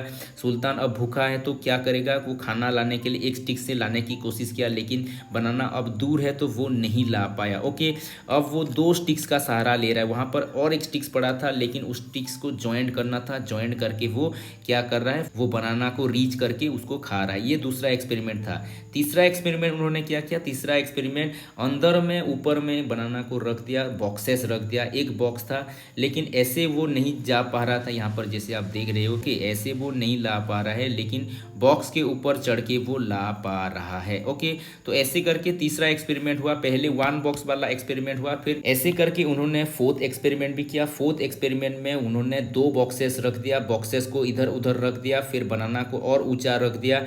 तो वो बनाना खाने के लिए कोशिश किया, पहले हाथों में लाने के लिए कोशिश किया, फेल हो गया। फिर एक बॉक्स में लाने के लिए कोशिश किया, उसमें भी फेल हो गया। दूसरा बॉक्स भी वो ला के खड़ा हो गया और बनाना खा लिया। तो ये चारों में क्या हो रहा है, ये चारों में जो सुल्तान काम कर रहा है वो ज़्यादातर आप देखोगे सिचुएशंस को वो कैसे देख रहा है, सिचुएशंस को वो परसीव कर रहा है एज ए होल के हिसाब से वो परसीव कर रहा है, और जो चीज़ें वहाँ पर पड़ा हुआ है उसको वो कनेक्ट कर रहा है, रिलेट कर रहा है। उसी के चलते वो क्या कर रहा है, प्रॉब्लम को सॉल्व करने की कोशिश कर रहा है और प्रॉब्लम को सॉल्व भी कर पा रहा है। तो ये एक्सपेरिमेंट ज़्यादातर आप देखोगे हायर एनिमल क्या करते हैं, हायर एनिमल थिंकिंग के ऊपर, परसेप्शंस के ऊपर, अंडरस्टैंडिंग के ऊपर ज़्यादा फोकस करते हैं और अपना प्रॉब्लम सॉल्व करते हैं। इसी को वो कह रहे हैं इनसाइटफुल लर्निंग। तो ये थ्योरी में आप देखोगे इनसाइट का यूज हो रहा है, अंतर्दृष्टि का यूज हो रहा है। ओके, तो इसका एजुकेशनल इम्प्लीकेशंस क्या है, ये ज़्यादातर एनकरेज करता है प्रॉब्लम सॉल्विंग स्किल के ऊपर ये बेस्ड है। ओके, और ये ज़्यादातर आप देखोगे ये होल के ऊपर ज़्यादा फोकस करते हैं, और होल के ऊपर फोकस करने से क्या होगा, आप ज़्यादा बेहतर में चीज़ों को कनेक्ट कर पाओगे, रिलेट कर पाओगे। और ये जो है ना इनसाइटफुल लर्निंग, ये ज़्यादातर thinking, perceptions, understanding, cognitive abilities, higher समझदारी और कॉग्निटिव थिंकिंग के ऊपर ज़्यादा फोकस करता है। तो ये हो गया educational implications of insightful learning का। फिर जो नेक्स्ट कॉन्सेप्ट है वो है ब्लूम्स का जो मास्टरी लर्निंग है, उसके ऊपर भी बहुत सारे क्वेश्चंस आते हैं, इसको भी थोड़े से अच्छे से जान लो। ओके, ब्लूम का जो मास्टरी लर्निंग है, ब्लूम ने ये 1956 में दिया है और इनका जो बुक है क्लासिफिकेशंस ऑफ एजुकेशनल ऑब्जेक्टिव्स, इसके ऊपर ही बेस्ड है। ओके, और इसको फिर रिवाइज किया गया था 2001 में, क्रैथवेड और एंडरसन ने किया था। ओके, और ये ज़्यादातर 3 डोमेन की बात करता है, cognitive, effective and psychomotor. Cognitive, effective and psychomotor, इनके ऊपर तो क्वेश्चंस आते ही आते हैं, इनको अच्छे से समझ लो। ओके, तो ये जो कॉग्निटिव है ये ज़्यादातर आपके हेड के ऊपर रिलेट करेगा, इफेक्टिव जो है हार्ट के ऊपर रिलेट करेगा और साइकोमोटर हैंड के ऊपर रिलेट करेगा। यानी कि ये 3H की बात कर रहा है, 3H की बात कर रहा है, हेड, हार्ट एंड हैंड। यानी कि ये क्या कह रहा है, ये आपके कॉग्निटिव एबिलिटी को फोकस कर रहा है। यानी कि आप देखोगे यहाँ पर ज़्यादातर नॉलेज की बात किया जाएगा, अंडरस्टैंडिंग की, एप्लीकेशंस की बात किया जाएगा कॉग्निटिव में। इफेक्टिव में फीलिंग्स, इमोशंस जैसे वैल्यूज, एटीट्यूड, इसके बारे में बात किया जाएगा। और साइकोमोटर में ज़्यादातर आपके स्किल के ऊपर ज़्यादा फोकस किया जाएगा। ओके, तो क्या है वो भी थोड़ा देख लेते हैं। कॉग्निटिव डोमेन जो है ब्लूम ने 1956 में दिया, 1956, और इसको वो कहते हैं ये ज़्यादातर फोकस करता है मेंटल एबिलिटीज़ के ऊपर। ओके, और इसका 6 डोमेन्स है, जैसे कि नॉलेज हो गया, कॉम्प्रिहेंशंस हो गया, एप्लीकेशंस हो गया, एनालिसिस, सिंथेसिस, इवैल्यूएशंस, ये 6 होते हैं। ओके, और नॉलेज का जो है वो मेमोरी के ऊपर बेस्ड है। यानी कि यहाँ पर रिमेंबरिंग एसोसिएट होता है। हम क्या करते हैं, फैक्ट्स को, इवेंट्स को, इन्फॉर्मेशंस को, कॉन्सेप्ट को, थ्योरी को, ये सारों को हम क्या करते हैं, एक्वायर करने की कोशिश करते हैं, एज इट इज़ उसको रिमेंबर करने की कोशिश करते हैं। इसका एग्जाम्पल है, a student memorise the rule. Mathematics का जो रूल वगैरह है, उस रूल वगैरह को हम मेमोराइज कर रहे हैं, ये नॉलेज एस्पेक्ट है, नॉलेज एस्पेक्ट है। ओके, कॉम्प्रिहेंशन एस्पेक्ट क्या है, कॉम्प्रिहेंशन एस्पेक्ट ज़्यादातर अंडरस्टैंडिंग के ऊपर फोकस करेगा। यहाँ पर हम क्या करेंगे, एक्टिविटी लाइक डिस्क्राइब कर रहे हैं, इंटरप्रीट कर रहे हैं, ट्रांसलेट कर रहे हैं, डिफ्रेंशिएट कर रहे हैं, क्लासीफाई कर पा रहे हैं, कंपेयर कर पा रहे हैं, ये सारा कुछ कॉम्प्रिहेंशंस में आएगा, यानी कि अंडरस्टैंडिंग में आएगा। बच्चा अगर कुछ एक्सप्लेन कर पा रहा है, फोटोसिंथेसिस कैसे हो रहा है इसको बेटर एक्सप्लेन कर पा रहा है, तो ये कॉम्प्रिहेंशंस है। एप्लीकेशंस का मतलब क्या है, हम नॉलेज को हम अप्लाई कर पा रहे हैं, जो सीखे हुए हैं उसको अलग अलग सिचुएशंस में अप्लाई कर पा रहे हैं, इसी को हम कहेंगे एप्लीकेशंस। यानी कि मैथमेटिकल फार्मूला जो है आप अप्लाई करके बहुत सारे क्वेश्चंस का हल कर पा रहे हो, इसको कहा जाएगा एप्लीकेशंस। फिर हो गया एनालिसिस। एनालिसिस का मतलब हो गया breaking into parts, breaking into parts. Okay, यहाँ पर क्या किया जा रहा है, यहाँ पर हम डिस्क्रिमिनेट कर पा रहे हैं, कॉम्प्रीहेंड कर पा रहे हैं इंटर रिलेशंस को, और हम क्रिटिकली उसको एनालाइज कर पा रहे हैं। अगर सिंपल वे में हम इसको समझने की कोशिश करेंगे तो it means breaking down into various parts, इसको हम पार्ट्स में डिवाइड कर पा रहे हैं, यही है एनालिसिस। ओके, सारे रूल्स हो गया, प्रिंसिपल हो गया, कॉन्सेप्ट हो गया, इसको अगर आप ब्रेक कर पा रहे हो, ब्रेक करके और बेटर वे में इसको डिस्क्राइब कर पा रहे हो, यानी कि आप इसको एनालिसिस कहेंगे। ओके, एक स्टूडेंट क्या कर रहा है, एक स्टोरी को बहुत सारे कैरेक्टर में ब्रेक डाउन करके उसको बेटर वे में इंटरप्रेट कर पा रहा है, किसका सिग्निफिकेंस क्या है बता पा रहा है, ये एग्जाम्पल है एनालिसिस का। ओके, फिर हो क्या सिंथेसिस। सिंथेसिस क्या है, सिंथेसिस में हम क्या कर रहे हैं, हम बहुत सारी चीज़ों को जॉइंट कर रहे हैं, सिंथेसाइज कर रहे हैं, ability to rearrange. Okay, rearrange कर पा रहे हैं, उसको समराइज कर पा रहे हैं, कंक्लूजन ड्रॉ कर पा रहे हैं, या फिर इंटीग्रेट कर पा रहे हैं, यही है सिंथेसिस। एनालिसिस में क्या हो रहा था, एनालिसिस में ब्रेकिंग डाउन हो रहा था, सिंथेसिस में ज्वाइन हो रहा है, ज्वाइनिंग हो रहा है। ओके, ब्रेकिंग डाउन या फिर ज्वाइनिंग। और लास्ट में आ गया इवैल्यूएशंस। इवैल्यूएशंस है highest level of cognitive domain, ये भी क्वेश्चंस आता है, हाईएस्ट लेवल कौन सा है, लोएस्ट लेवल कौन सा है। ओके, और इवैल्यूएशंस को आप देखोगे डिसीजन लेने के समय, जजमेंट करते समय हम ज़्यादातर इवैल्यूएशंस को बेटर यूज करते हैं।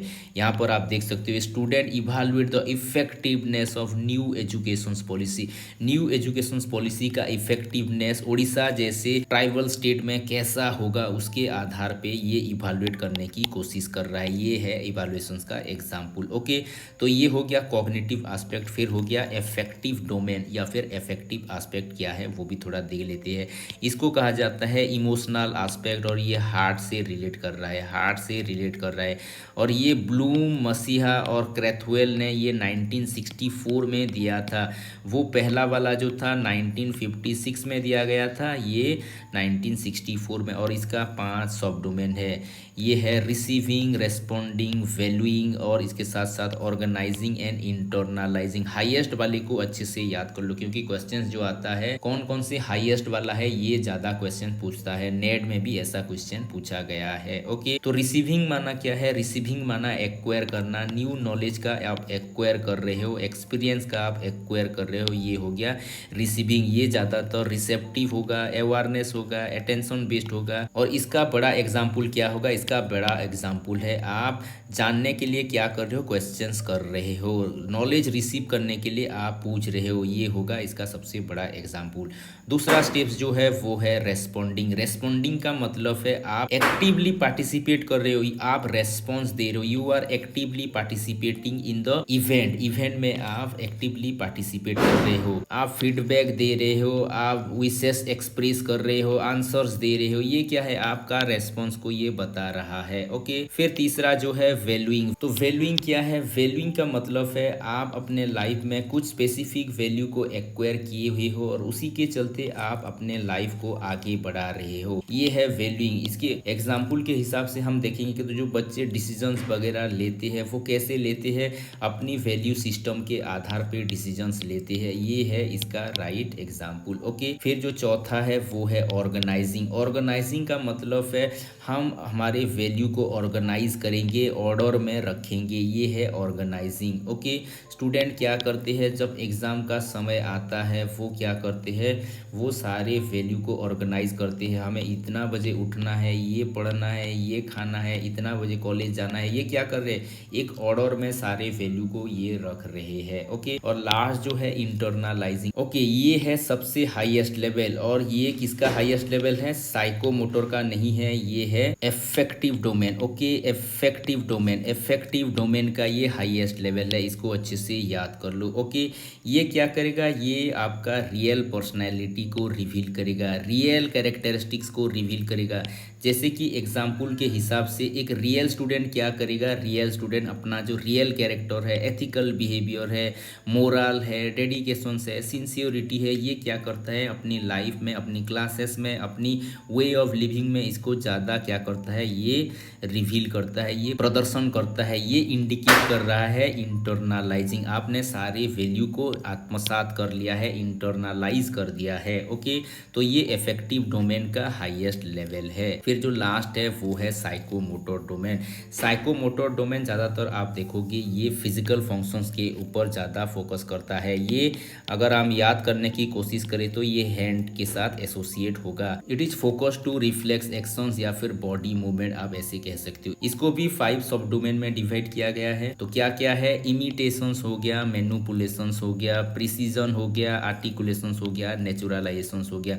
इमिटेशंस में हम ऑब्जर्व कर रहे हैं और जो बिहेवियर ऑब्जर्व कर रहे हैं उसी एक्शंस को कॉपी कर रहे हैं एज इट इज। ओके, ये हो गया इमिटेशंस। हम क्या करते हैं? बच्चे ज्यादातर आप देखोगे बड़ों के कार्य को इमिटेट करते हैं। तो पहला जो कॉन्सेप्ट है वो है इमिटेशंस। इमिटेशंस में बच्चा ने एज इट इज कॉपी कर लिया, एज इट इज कॉपी कर लिया, लेकिन बाद में वो क्या करता है? वो अपने सहूलियत से कुछ कुछ तो मैनिपुलेट करता है, कुछ कुछ चेंज करता है। ओके, उसको रिप्रोड्यूस करता है, जो देखा हुआ था उसको थोड़ा बहुत चेंज करता है अपनी सहूलियत के हिसाब से।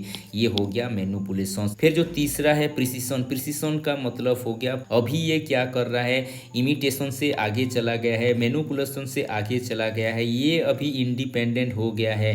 विदाउट द हेल्प ये बेटर परफॉर्म कर रहा है, बेटर एक्शंस कर रहा है। फिर जो चौथा स्टेज है, चौथे स्टेज में ये क्या हो रहा है? तीनों स्टेज से और थोड़ा आगे चला गया, और थोड़ा आगे चला गया। ये नॉन स्टैंडर्ड ऑब्जेक्टिव को अब ये कंप्लीट कर पा रहा है। जो स्टैंडर्ड स्टैंडर्डाइज था जो सब कर पा रहे थे उससे थोड़ा हट के ये करने की कोशिश कर रहा है, उसको भी ये कर पा रहा है।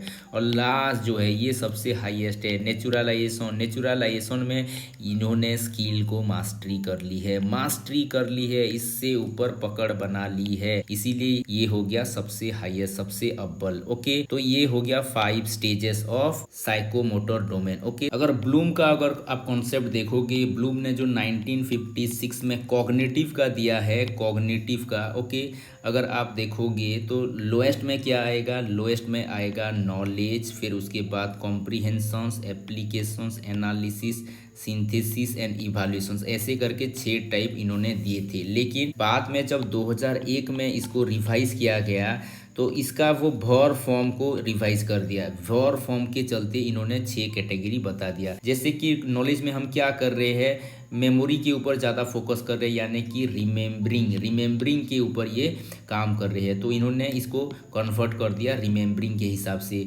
फिर कॉग्निशंस में हम क्या कर रहे हैं, कॉग्निशंस में हम अंडरस्टैंड कर रहे हैं, तो इसको उन्होंने कहा अंडरस्टैंडिंग।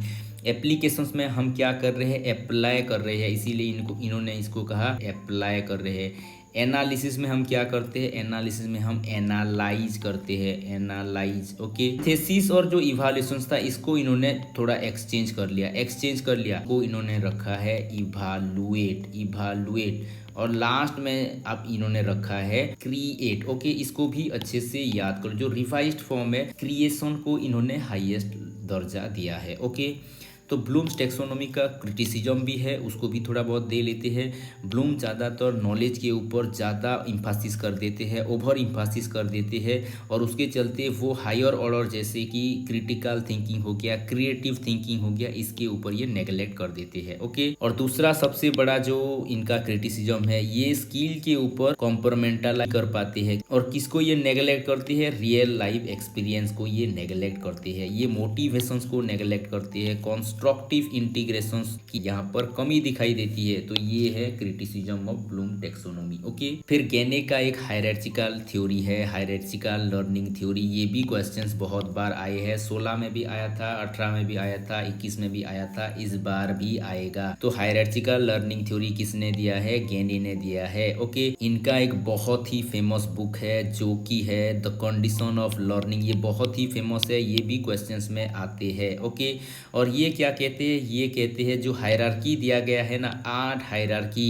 ये प्रोग्रेसिवली कॉम्प्लेक्स टाइप है, यानी कि सिंपल से ग्रेजुअली कॉम्प्लेक्स होता जाता है। वो कहते हैं पहला जो 4 है, पहले 4 है बिहेवियरल एस्पेक्ट के ऊपर बेस्ड है, और ऊपर का जो 4 है ये मेंटल एस्पेक्ट यानी कि कॉग्निटिव चेंजेस के ऊपर फोकस्ड है। तो पहला है सिग्नल लर्निंग, ये रिफ्लेक्टिव लर्निंग को बताता है। जैसे बच्चे छोटे होते हैं ना, सिग्नल को ये लर्निंग के टूल के हिसाब से रखते हैं, कहीं पर साउंड आ गया तो साउंड की तरफ वो भागेंगे, कहीं पर लाइट दिखाई दिया तो लाइट की तरफ वो भागेंगे, इसको कहा जाता है रिफ्लेक्टिव लर्निंग।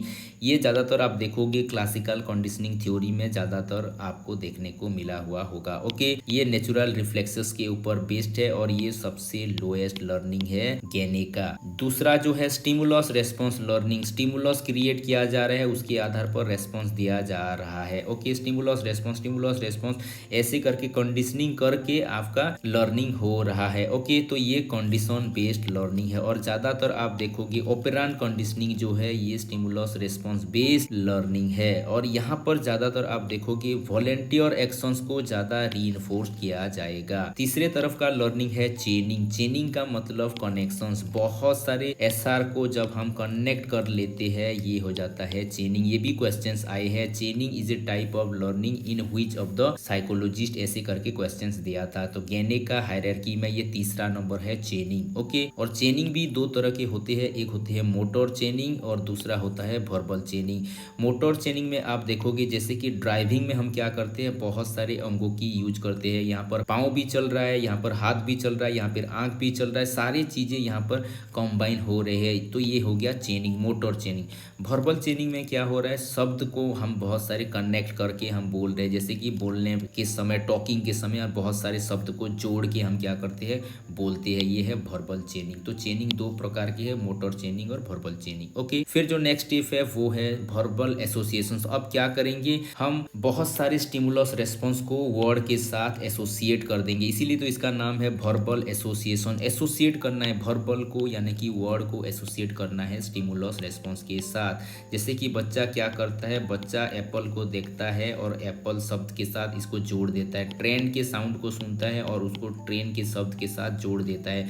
हम क्या कर रहे हैं, यहाँ पर स्टिमुलस रेस्पॉन्स को हम वर्ड के साथ ज्वाइंट कर रहे हैं। फिर नेक्स्ट स्टेप है मल्टीपल डिस्क्रिमिनेशंस लर्निंग। बच्चे जब और थोड़ा बड़े होते हैं ये ज्यादा बेटर वे में डिस्क्रिमिनेट कर पाते हैं, डिफ्रेंशिएट कर पाते हैं। ओके, मोटर चेन में और वर्बल चेन में ये ज्यादा डिस्टिंग्विश कर पाते हैं, डिफ्रेंशिएट कर पाते हैं। तो फिर नेक्स्ट हो गया कॉन्सेप्ट लर्निंग। कॉन्सेप्ट लर्निंग का मतलब क्या है, अब बच्चा ग्रुप के हिसाब से सभी चीज़ों को देख रहा है। यानी कि अगर आप देखोगे एक पेपर को देखोगे, पेपर को हम 3-4 आधार पे देखते हैं। पेपर का कलर क्या है, पेपर का साइज क्या है, पेपर का शेप क्या है, कौन सा पेपर है, A4 साइज पेपर है या कैसा पेपर है, ये क्या है, बहुत सारे आयामों को लेके हम चीज़ों को देख रहे हैं। ये क्लासेस की बात कर रहा है, यानी कि ये कॉन्सेप्ट की बात कर रहा है, कॉन्सेप्ट लर्निंग। फिर नेक्स्ट जो है वो है रूल लर्निंग या फिर प्रिंसिपल लर्निंग, जहाँ पर बहुत सारे कॉन्सेप्ट चेंज हो जाते हैं, मिक्स हो जाते हैं। वहाँ पर हम बहुत सारे कॉन्सेप्ट को रिलेट करके भी सीखते हैं, लर्न करते हैं। जैसे कि एग्जाम्पल में भी दिया गया है, बच्चों को राउंड बॉल का कॉन्सेप्ट कैसे समझ में आता है। राउंड एक अलग कॉन्सेप्ट है, बॉल एक अलग कॉन्सेप्ट है। ओके, राउंड बॉल में बहुत सारे कॉन्सेप्ट यहाँ पर मिक्स हो रहा है, प्रिंसिपल यहाँ पर मिक्स हो रहा है। और लास्ट जो है, ये लास्ट वाला तो क्वेश्चंस आता ही आता है, हाईएस्ट लेवल ऑफ लर्निंग। गेने के हिसाब से हाईएस्ट लेवल ऑफ लर्निंग क्या है, ये क्वेश्चंस इस बार जरूर आएगा, अच्छे से इसको याद कर लो।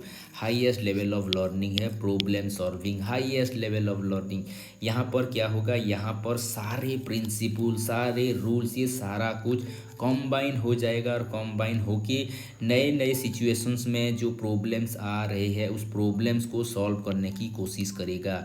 आप देखो लाइफ के जो प्रॉब्लम्स है ना, प्रॉब्लम्स में हम क्या करते हैं, बहुत सारे कॉन्सेप्ट का यूज करते हैं और यूज करके हम उसको सॉल्व करने की कोशिश करते हैं। तो प्रॉब्लम सॉल्विंग सबसे हाईएस्ट लेवल ऑफ लर्निंग है, ये कहना है गेने का। ओके, फिर लास्ट में है constructive approach of learning. Constructive approach of learning और कंस्ट्रक्टिविज्म क्या कहता है, कंस्ट्रक्टिविज्म कहता है कि ह्यूमन नॉलेज जो है या फिर लर्निंग जो है ये एक्टिवली कंस्ट्रक्टेड है बाय लर्नर्स। लर्नर खुद क्या करता है, लर्नर खुद अपना नॉलेज का निर्माण करता है, ये कहना है कंस्ट्रक्टिविज्म का। ओके, तो कुछ इंपॉर्टेंट डेफिनेशंस देख लेते हैं। वैन ग्रेसरफील्ड, वैन ग्रेसरफील्ड बहुत ही फेमस व्यक्ति है कंस्ट्रक्टिविज्म का। ये कहते हैं कंस्ट्रक्टिविज्म में नॉलेज क्या होता है, पैसिवली रिसीव नहीं होता बट एक्टिवली बिल्डअप होता है, ये कहना है वैन ग्रेसरफील्ड का। फिर मार्टिन डोइगमस क्या कहते हैं, मार्टिन डोइगमस कहते हैं कंस्ट्रक्टिविज्म इज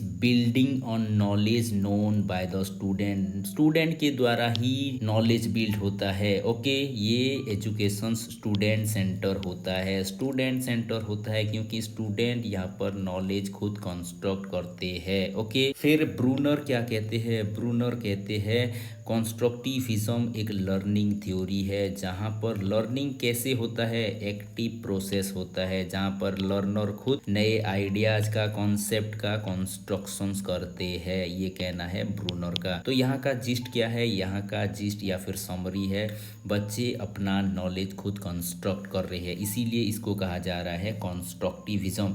ये दो प्रकार के होते हैं, ट्रिवियल या फिर रेडिकल। ट्रिवियल या फिर रेडिकल। ट्रिवियल का वर्ड जो है ये खोज किया है वैन ग्रेसरफील्ड ने। ग्रेसरफील्ड ने ये 1990 में इन्होंने ये टर्म को कॉइन किया था और इसको कहा जाता है सबसे सिंपलेस्ट टाइप ऑफ कंस्ट्रक्टिविज्म। कोई कोई तो इसको कहता है वीक फॉर्म ऑफ कंस्ट्रक्टिविज्म। और ये जो ट्रिवियल कंस्ट्रक्टिविज्म है यहाँ पर आप ज़्यादातर देखोगे लर्नर जो है एक एक्टिव प्लेयर है। एक्टिव प्लेयर यहाँ पर ये क्या कर रहा है, अपना नॉलेज खुद कंस्ट्रक्ट कर रहा है। ओके, यहाँ पर जो सेंट्रल आइडिया आप देखोगे, लर्नर अपनी मेंटल स्ट्रक्चर के द्वारा जो ऑलरेडी उसको पता है उसी के द्वारा वो नॉलेज कंस्ट्रक्ट कर रहा है। ओके, और इसका वो एग्जाम्पल क्या देते हैं, जैसे कि इंफॉर्मेशन प्रोसेसिंग थ्योरी हो गया या फिर जीन पियाजे का जो कॉग्निटिव थ्योरी हो गया, ये सारा कुछ इसी में ही आएगा। यानी कि आप ऐसे कह सकते हो ट्रिवियल कंस्ट्रक्ट कंस्ट्रक्टिविज्म का एक एग्जाम्पल हो गया है पियाजे का कॉग्निटिव डेवलपमेंट थ्योरी या फिर इंफॉर्मेशन प्रोसेसिंग थ्योरी। ओके, ये सारा कुछ आ रहा है ट्रिवियल कंस्ट्रक्टिविज्म में। ओके, फिर नेक्स्ट है रेडिकल कंस्ट्रक्टिविज्म। इसको कहा जाता है स्ट्रॉन्ग फॉर्म ऑफ कंस्ट्रक्टिविज्म। ये ट्रिवियल के तुलना में ज़्यादा कॉम्प्लेक्स और डिफिकल्ट है। ओके, तो ग्रेसरफील्ड क्यों इसको कॉम्प्लेक्स कह रहे हैं, डिफिकल्ट कह रहे हैं? क्योंकि ग्रेसरफील्ड कह रहे हैं कि जो लर्नर है ना, लर्नर जो नॉलेज कंस्ट्रक्ट कर रहा है वो हरदम रियल वर्ल्ड से रिलेट करेगा ऐसा नहीं है, वो इमेजिनरी वर्ल्ड का भी नॉलेज कंस्ट्रक्ट कर सकता है। इसीलिए ये क्या है, ये ज़्यादा कॉम्प्लेक्स है, ज़्यादा डिफ़िकल्ट है। ओके, और रेडिकल कंस्ट्रक्टिविज्म क्या है, ये डिनाई करता है ऑब्जेक्टिव रियलिटी को। और ग्रेसरफील्ड तो ये भी कहते हैं कि ऑब्जेक्टिव रियलिटी को जानना मुश्किल है, कोई ऐसा राइट वे है ही नहीं जिससे हम ऑब्जेक्टिव रियलिटी को जान पाए। ओके, लर्नर का जो एक्सपीरियंस होता है उसी के आधार पे लर्नर देखने की कोशिश करता है। तो रेडिकल कंस्ट्रक्टिविज्म क्या करते हैं, दो प्रिंसिपल को फॉलो करते हैं। एक है लर्नर एक्टिव है, और दूसरा कॉन्सेप्ट जो ये कहते हैं, दूसरा प्रिंसिपल से लर्निंग और कॉग्निशंस में सबसे ज्यादा फंक्शंस करता है वो है एडेप्टेशंस। ओके, फिर है personal and social constructivism. Personal जो है ये ज़्यादातर फोकस करेगा इंडिविजुअल के ऊपर, ज़्यादा फोकस करेगा, और सोशल जो है सोसाइटल एस्पेक्ट यानी कि सोसाइटी के ऊपर ज़्यादा फोकस करेगा। तो क्या है पर्सनल, उसको भी थोड़ा देख लेते हैं। पर्सनल कंस्ट्रक्टिविज्म इंडिविजुअल प्रोसेस के ऊपर ज़्यादा फोकस करता है। लर्निंग और कॉग्निटिव डेवलपमेंट ये इंडिविजुअल सेंस के ऊपर ज़्यादा फोकस करेगा। ओके, तो ग्रेसरफील्ड कहते हैं पियाजे का जो थ्योरी है ये पर्सनल कंस्ट्रक्टिविज्म में आएगा, क्योंकि पियाजे क्या कहते हैं, बच्चे खुद अपना नॉलेज कंस्ट्रक्ट करते हैं। तो ये पियाजे का कॉग्निटिव डेवलपमेंट थ्योरी ये पर्सनल कंस्ट्रक्टिविज्म में आएगा। ओके, तो पियाजे का जो कॉन्सेप्ट वगैरह रहता है, स्कीमा हो गया, ऑर्गेनाइजेशन, एडेप्टेशंस, इसी के चलते ही ये अपने नॉलेज को शेप देते हैं। ओके, लर्नर क्या कर रहा है, अपनी नॉलेज को खुद कंस्ट्रक्ट कर रहा है। फिर जो नेक्स्ट है वो है सोशल कंस्ट्रक्टिविज्म में आप देखोगे जो नॉलेज कंस्ट्रक्ट हो रहा है वो डिपेंड है सोशल प्रोसेसेस के ऊपर, सोसाइटी के ऊपर। ओके, तो ये क्या कहेंगे, ये कहेंगे नॉलेज जो है ये सोशल कंस्ट्रक्ट है, इसको प्रायोरिटाइज किया जाएगा सोशल एस्पेक्ट ऑफ लर्निंग के हिसाब से। ओके, तो सोशल कंस्ट्रक्टिविज्म नॉलेज को क्या कहेगा, ये कहेगा ये सोशली कंस्ट्रक्टेड है। ओके, और ये किस किस के ऊपर ज़्यादा फोकस करेगा, लैंग्वेज के ऊपर, कल्चर के ऊपर, प्रैक्टिसेस के ऊपर, इंटरेक्शंस के ऊपर, सिंबल के ऊपर ये ज़्यादा फोकस करेगा। तो वाइगोत्स्की का जो सोशियो कल्चरल थ्योरी है ये इसके अंडर ही आएगा। ओके, तो क्या है इसका एजुकेशनल इम्प्लीकेशंस, इसका भी थोड़ा देख लेते हैं। कंस्ट्रक्टिविज्म ज़्यादातर आप देखोगे ये चाइल्ड सेंटर अप्रोच को फॉलो करता है, ये एक्टिविटी की बात करता है। फिर ये कहेगा कि चाइल्ड क्या है, एक एक्टिव लर्नर है, पैसिव होके वो सीख ही नहीं पाएगा, उसको एक्टिविटी दो वो एक्टिव होके सीखेगा। ओके, कंस्ट्रक्टिविज्म एजुकेशन को क्या करता है, लाइवली करता है, क्योंकि यहाँ पर बच्चे खुद एक्टिविटी के द्वारा सीख रहे हैं। ये जॉयफुल लर्निंग के ऊपर फोकस कर रहा है, लर्निंग को ये इंटरेस्टिंग बनाता है, इम्पैक्टिव बनाता है। ओके, ये ज़्यादातर फोकस कर रहा है जॉयफुल लर्निंग के ऊपर, क्योंकि बच्चे जो खुद करेंगे तो जॉय पाएंगे, खुशी पाएंगे, स्टूडेंट का इन्वॉल्वमेंट ज़्यादा होगा क्योंकि बच्चों के इंटरेस्ट के आधार पे ये हो रहा है। ओके, और ये लॉन्ग लास्टिंग होगा क्योंकि बच्चे इसमें ज़्यादा खुशी पा रहे हैं, खुद इन्वॉल्व हो रहे हैं, बच्चों का इन्वॉल्वमेंट ज़्यादा है, तो यहाँ पर बच्चे ज़्यादा दिन तक इसको याद करेंगे। ओके, फिर लास्ट में हम आ गए हैं कॉन्ट्रीब्यूशंस के ऊपर। ऑजुबेल का देखेंगे और ब्रूनर का देखेंगे। ऑजुबेल ज़्यादातर फेमस है उनका एडवांस्ड ऑर्गेनाइज्ड मॉडल के चलते। ओके, इनका जो थ्योरी है मीनिंगफुल वर्बल लर्निंग थ्योरी, ये ज़्यादातर 3 कॉन्सेप्ट की बातें करता है। मीनिंगफुल लर्निंग को समझने के लिए आपको 3 कॉन्सेप्ट को अच्छे से समझना पड़ेगा।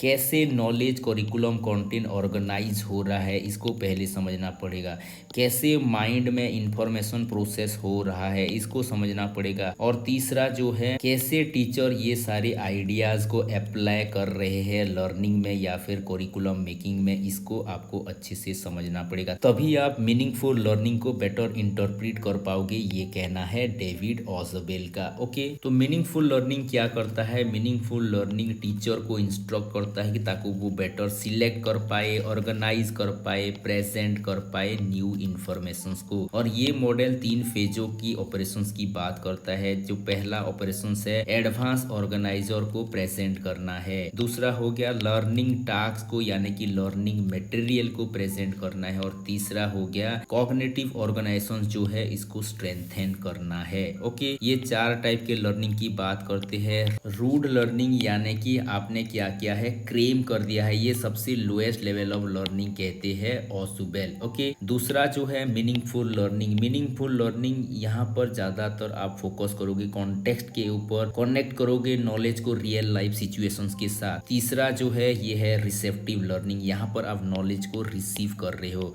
और लास्ट में जो है वो है डिस्कवरी लर्निंग, यानी कि यहाँ पर आप एक्सप्लोर कर रहे हो, इसको वो कहते हैं ये है हाईएस्ट लेवल ऑफ लर्निंग। तो ये है ऑसुबेल का। फिर लास्ट में हम देखेंगे कॉन्ट्रीब्यूशंस ऑफ ब्रूनर। ब्रूनर का क्या कॉन्ट्रीब्यूशन है ये भी हम देख लेते हैं। जेरोम ब्रूनर ये ज्यादातर एसोसिएट है डिस्कवरी लर्निंग के ऊपर, ये भी बहुत बार क्वेश्चंस आता है, इसको अच्छे से याद कर लो। जैसे पियाजे ने कॉग्निटिव डेवलपमेंट थ्योरी दिया है, वैसे ब्रूनर ने भी कॉग्निटिव लर्निंग थ्योरी दिया है। ओके, और सबसे बड़ा देन जो है ब्रूनर का वो है spiral curriculum and scaffolding. Scaffolding का इसको फादर कहा जाता है, और स्पाइरल करिकुलम में इनका बहुत ही बड़ा योगदान है। ओके, और इनका एक बुक है the art of discovery. The art of discovery ये भी बहुत ही फेमस बुक है। ओके, ये भी कंस्ट्रक्टिविस्ट है, ये भी कहते हैं बच्चे क्या करते हैं अपना नॉलेज खुद कंस्ट्रक्ट करते हैं।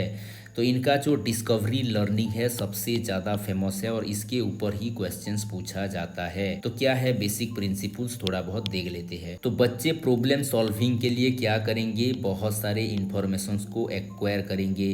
जितना ज़्यादा इंफॉर्मेशन उनके पास होगा वो ज़्यादा बेहतर में प्रॉब्लम को सॉल्व कर पाएंगे, ये कहना है डिस्कवरी लर्निंग का। जितना बच्चे डिस्कवरी लर्निंग के ऊपर फोकस करेंगे उनका इंट्रिंसिक मोटिवेशंस बढ़ता जाएगा। ओके, डिस्कवरी लर्निंग के चलते बच्चों में ज़्यादातर प्रॉब्लम सॉल्विंग स्किल डेवलप होता है। ओके, और डिस्कवरी लर्निंग के चलते स्टूडेंट जो कुछ भी सीखते हैं उसको बहुत दिन तक रिटेन कर पाते हैं, रिटेंशन पावर बढ़ जाता है। ओके, और लास्ट में ब्रूनर के जो डिस्कवरी लर्निंग थ्योरी है उसका कैरेक्टरिस्टिक्स को जान लेते हैं। ओके, ये ज़्यादातर फोकस करेगा एक्टिव लर्निंग को, ये इंपॉर्टेंस देगा लैंग्वेज और सिंबल को, ये कल्चर को भी एक्सेप्ट करेगा, कल्चरल इन्फ्लुएंस को भी ये प्रायोरिटी देगा। फिर नेटिव नैरेटिव या फिर स्टोरी टेलिंग का भी ये गौर करेगा, या फिर इसका इन्फ्लुएंस को भी ये एक्सेप्ट करेगा।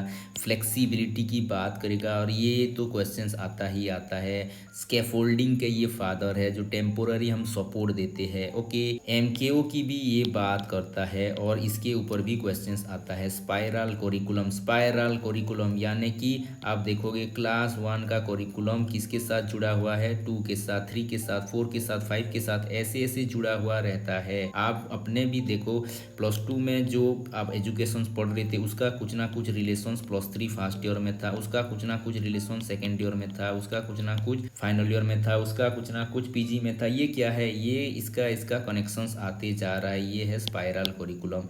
फिर ये डिस्कवरी लर्निंग की बात करते हैं, और ब्रूनर का जो थ्योरी है 3 स्टेजेस की ये बात करते हैं। पहला स्टेजेस है इनएक्टिव, दूसरा है आइकॉनिक, और तीसरा है सिंबॉलिक। इनएक्टिव स्टेज को आप अगर कैटेगराइज करोगे ये बर्थ से 18 मंथ की है, कहीं कहीं पर 0 से 3 भी लिखा हुआ होता है, कहीं कहीं पर 0 से 2 भी लिखा हुआ होता है। इनएक्टिव स्टेज में ज़्यादातर आप लर्नर को देखोगे, क्योंकि बहुत बच्चा छोटा है तो यहाँ पर ज़्यादातर मोटर एक्शंस होगा। ओके, मोटर एक्शंस होगा, बॉडी के मूवमेंट के द्वारा ये सीखेगा। ओके, ये एक्शंस के द्वारा ज्यादातर वर्ल्ड को एक्सप्लोर करने की कोशिश करेगा। इसी एज में बच्चा इमेज के द्वारा वर्ल्ड को ये बेहतर समझ ही नहीं पाता है। इसी स्टेज के बच्चे ज्यादातर टचिंग के द्वारा, बाइटिंग के द्वारा, ग्रेस्पिंग के द्वारा ज्यादा दुनिया को एक्सप्लोर करने की कोशिश करते हैं, एनवायरमेंट को जानने की कोशिश करते हैं। ओके, दूसरा जो स्टेज है आइकॉनिक स्टेज। आइकॉनिक स्टेज आप देखोगे 1.5 साल से 6 साल तक होता है। इसको कहा जाता है पिक्टोरियल स्टेज, क्योंकि यहाँ पर अब पिक्चर को वो समझने का क्षमता डेवलप हो गया है।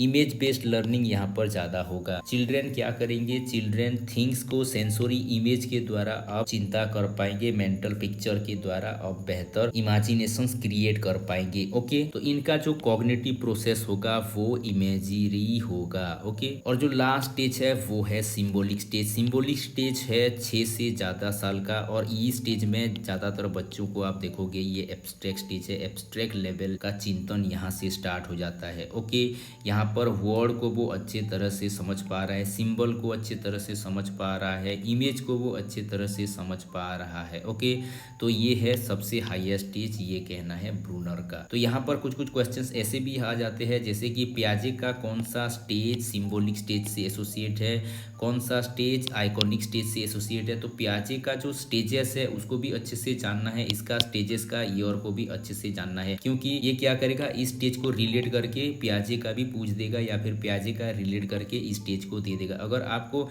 अच्छे से स्टेजेस मालूम होगा, उसका एजेस मालूम होगा, तो आप अच्छे से रिलेट कर पाओगे। ओके, और ये शायद अब तक का सबसे लंबा वीडियो है, सबसे लंबा वीडियो है। ओके, लेकिन लंबे से मुझे कोई फर्क नहीं पड़ता, मुझे राइट कॉन्सेप्ट आपको पहुंचाना है, ताकि आप बेटर क्वेश्चंस को अटेंड कर पाओ और अच्छे नंबर से आप एसएसबी जॉब पा पाओ। ओके, तो यही मेरा इंटेंशन है। 2 घंटे से ज्यादा हो गया तो भी कोई फर्क नहीं पड़ता। ओके, तो इंपोर्टेंट एमसीक्यूज कौन कौन से है इसको भी थोड़ा बहुत देख लेते हैं। तो पहला जो क्वेश्चन है, थॉर्नडाइक का जो लॉज ऑफ इफेक्ट है ये किसके ऊपर बेस्ड है। ओके, ये है operant conditioning. Operant conditioning laws of effect के ऊपर बेस्ड है। ओके, क्योंकि यहाँ पर आप देखोगे पनिशमेंट की बात किया जाएगा, यहाँ पर रिवॉर्ड की बात किया जाएगा, रीइंफोर्समेंट की बात किया जाएगा। लॉज ऑफ इफेक्ट भी क्या कहता है, लॉज ऑफ इफेक्ट कहता है जहाँ पर आपको अच्छे फीलिंग्स आएगा वो ज़्यादा देर तक आप याद रखोगे, जहाँ पर बुरे फीलिंग्स आएगा उसको आप भूल जाने की कोशिश करोगे। इफेक्ट ओके, यहाँ पर आ रहा है। Okay, in which of the following operant conditioning process the learner is able to avoid an aversive stimulations. Avoid करना चाहता है, यहाँ पर एब्सेंस ऑफ क्यू है। यहाँ पर देखो, यहाँ पर क्या बताया जा रहा है, यहाँ पर पॉजिटिव बताया जा रहा है या नेगेटिव बताया जा रहा है। अवॉइड करना चाहता है यानी कि ये नेगेटिव रीइंफोर्समेंट है, नेगेटिव है। एवर्सिव है यानी कि खुद अवॉइड करना चाह रहा है, तो विथड्रॉ है। ओके, विथड्रॉ है। और क्यू का एब्सेंट है, इससे आप पता कर पाओगे। नेगेटिव, विथड्रॉ, क्यू एब्सेंट, हमने क्या पढ़ा था, रोड इपा। ओके, रोड इपा नेगेटिव है तो ये तीनों में होगा। क्यू एब्सेंट है, यहाँ पर क्यू प्रेजेंट होता है तो ये दोनों में होगा। लेकिन विथड्रॉ कहाँ पर होता है, मिडिल में होता है, यानी कि ये पनिशमेंट ट्रेनिंग है। इसको अच्छे से याद कर लो। फिर नेक्स्ट है इंस्ट्रूमेंटल कंडीशनिंग किसके ऊपर बेस्ड है। इंस्ट्रूमेंटल कंडीशनिंग, इंस्ट्रूमेंट किसको कहा जाता है, इसको कहा जाता है ऑपेरांट कंडीशनिंग को। ऑपेरांट कंडीशनिंग यानी कि ये पिजन है, इसके साथ साथ रेड भी है, लेकिन रेड में तो ये दिया गया नहीं है। कैट किसका है, ट्रायल एंड एरर। डॉग किसका है, पेवलोव का क्लासिकल कंडीशनिंग। गोट नहीं है। Okay, the concept of reinforcement का कॉन्सेप्ट किसने दिया है, B.F. स्किनर ने दिया है। रीइंफोर्समेंट का कॉन्सेप्ट B.F. स्किनर ने दिया है। कहाँ पर दिया है, ऑपेरांट कंडीशनिंग थ्योरी में। Okay, who conducted experiment on classical conditioning. देखो डायरेक्ट क्वेश्चंस दिया जा रहा है। Classical conditioning Pavlov. Okay, Thorndike trial and error. Okay, Watson का कनेक्शनिज्म जो कि किसके ऊपर है, एल्बर्ट के ऊपर।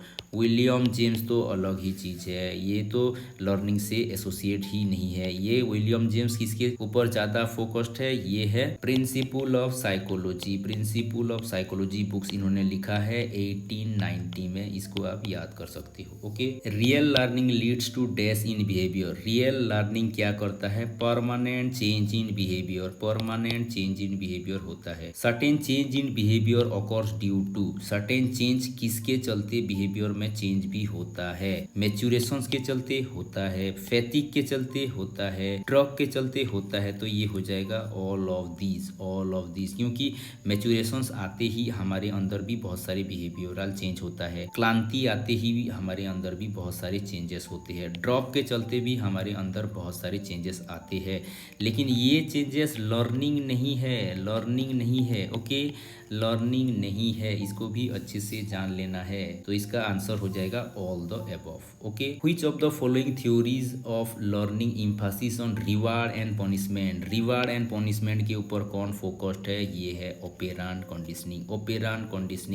ऑपेरांट कंडीशनिंग ज़्यादातर रिवार्ड की बात करेगा, पनिशमेंट की बात करेगा, रीइंफोर्समेंट की बात करेगा। और ये किसने दिया है, B.F. स्किनर ने दिया है। इनसाइटफुल लर्निंग कोहलर ने दिया है, क्लासिकल कंडीशनिंग पेवलोव ने दिया है, कॉग्निटिव लर्निंग तो बहुत सारे है, cognitive learning, okay. What is the basic reason of meaningful material being learn rapidly, meaningful material को हम रैपिडली लर्न करते हैं, इसका कारण क्या है, इसका कारण the learner is likely to be demotivated ज़्यादा है, इसीलिए लर्न ज़्यादा जल्दी करता है, नहीं है।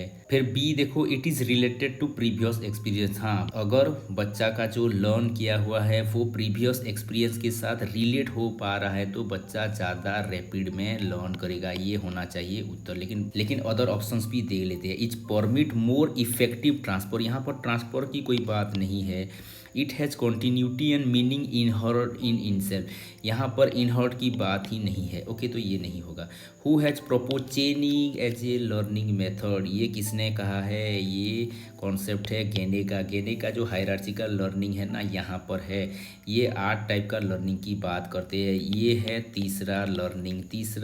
चेनिंग का मतलब बहुत सारे स्टिमुलस रेस्पॉन्स को हम क्या कर रहे हैं, कॉम्बाइन कर रहे हैं, ओके। पहला होता है सिग्नल लर्निंग, फिर होता है SR लर्निंग और बाद में होता है चेनिंग, इसको भी अच्छे से याद कर लो, ओके। गेने का जो हायरार्चिकल लर्निंग है, हाईएस्ट ऑर्डर किसका है, हाईएस्ट ऑर्डर यानी कि जो अपर का जो 4 है वो क्या है। यहाँ पर देखो सबसे लास्ट तो प्रॉब्लम सॉल्विंग ही होता है, तो पहला वाला नहीं होगा, लास्ट में प्रॉब्लम सॉल्विंग ही रहेगा, ओके। लेकिन 5वां होता है 5, 6 और 7, 8, ओके। 8वां तो प्रॉब्लम सॉल्विंग हो गया। 5वां क्या होता है, 5वां होता है डिस्क्रिमिनेशन लर्निंग, तो ये नहीं होगा, तो ये दोनों में से एक होगा। डिस्क्रिमिनेशन लर्निंग रहता है, बाद में रहता है कॉन्सेप्ट लर्निंग रहता है, कॉन्सेप्ट के बाद रूल लर्निंग रहता है, या फिर हम इसको कहते हैं प्रिंसिपल लर्निंग। कॉन्सेप्ट के बाद प्रिंसिपल आता है, यानी कि कॉन्सेप्ट के बाद प्रिंसिपल आता है या फिर रूल आता है, तो ये सी हो जाएगा right answer, okay. A student recognises his class teachers voice over the month, he has learn to tell the difference between the voice of each class teacher and the other teacher, which of the following process is at work। तो बच्चा क्या कर पा रहा है, discriminate कर पा रहा है, वॉइस की डिफरेंस को वो जान पा रहा है, यानी कि डिस्क्रिमिनेट कर पा रहा है, इसको कहा जाएगा स्टिमुलस डिस्क्रिमिनेशंस, ओके। जनरलाइजेशन तो बिल्कुल नहीं है, नेगेटिव रिइंफोर्समेंट बिल्कुल नहीं है, जनरलाइजेशन बिल्कुल नहीं है, वो डिस्क्रिमिनेट कर पा रहा है, ये टीचर का है, ये अदर टीचर का है, वो डिस्क्रिमिनेट कर पा रहा है, okay. According to constructivist approach teaching learning process, teacher act and teacher क्या एक्ट करेगा, टीचर ट्रांसमीटर ऑफ नॉलेज नहीं है, मॉडल फॉर स्टूडेंट नहीं है, नेगोशिएटर एंड फैसिलिटेटर तो होगा लेकिन नेगोशिएटर नहीं होगा। लेकिन इसको देखो, चौथा को देखो, ये होगा राइट आंसर्स, ओके। और लास्ट में है constructivist approach is the outcome of, constructive approach किसका आउटकम है, ये आउटकम है सिर्फ बिहेवियरिस्टिक का नहीं, सोशल साइकोलॉजी का नहीं, कॉग्निटिव तो है लेकिन कॉग्निटिव के साथ साथ सोशल साइकोलॉजी का भी है, ये होगा राइट आंसर्स। क्योंकि आप देखो सोशल कंस्ट्रक्टिविज्म भी तो है और रेडिकल भी तो है, ये दोनों इसके अंदर आते हैं, तो ये होगा राइट, ओके। ये क्वेश्चंस क्या कह रहा है, लर्निंग का एक सिचुएशंस अगर अदर सिचुएशंस को इन्फ्लुएंस कर रहा है तो इसको क्या कहा जाएगा, इसको कहा जाएगा ट्रांसफर ऑफ लर्निंग। आप लर्निंग को ट्रांसफर ट्रांसफ़र कर रहे हो।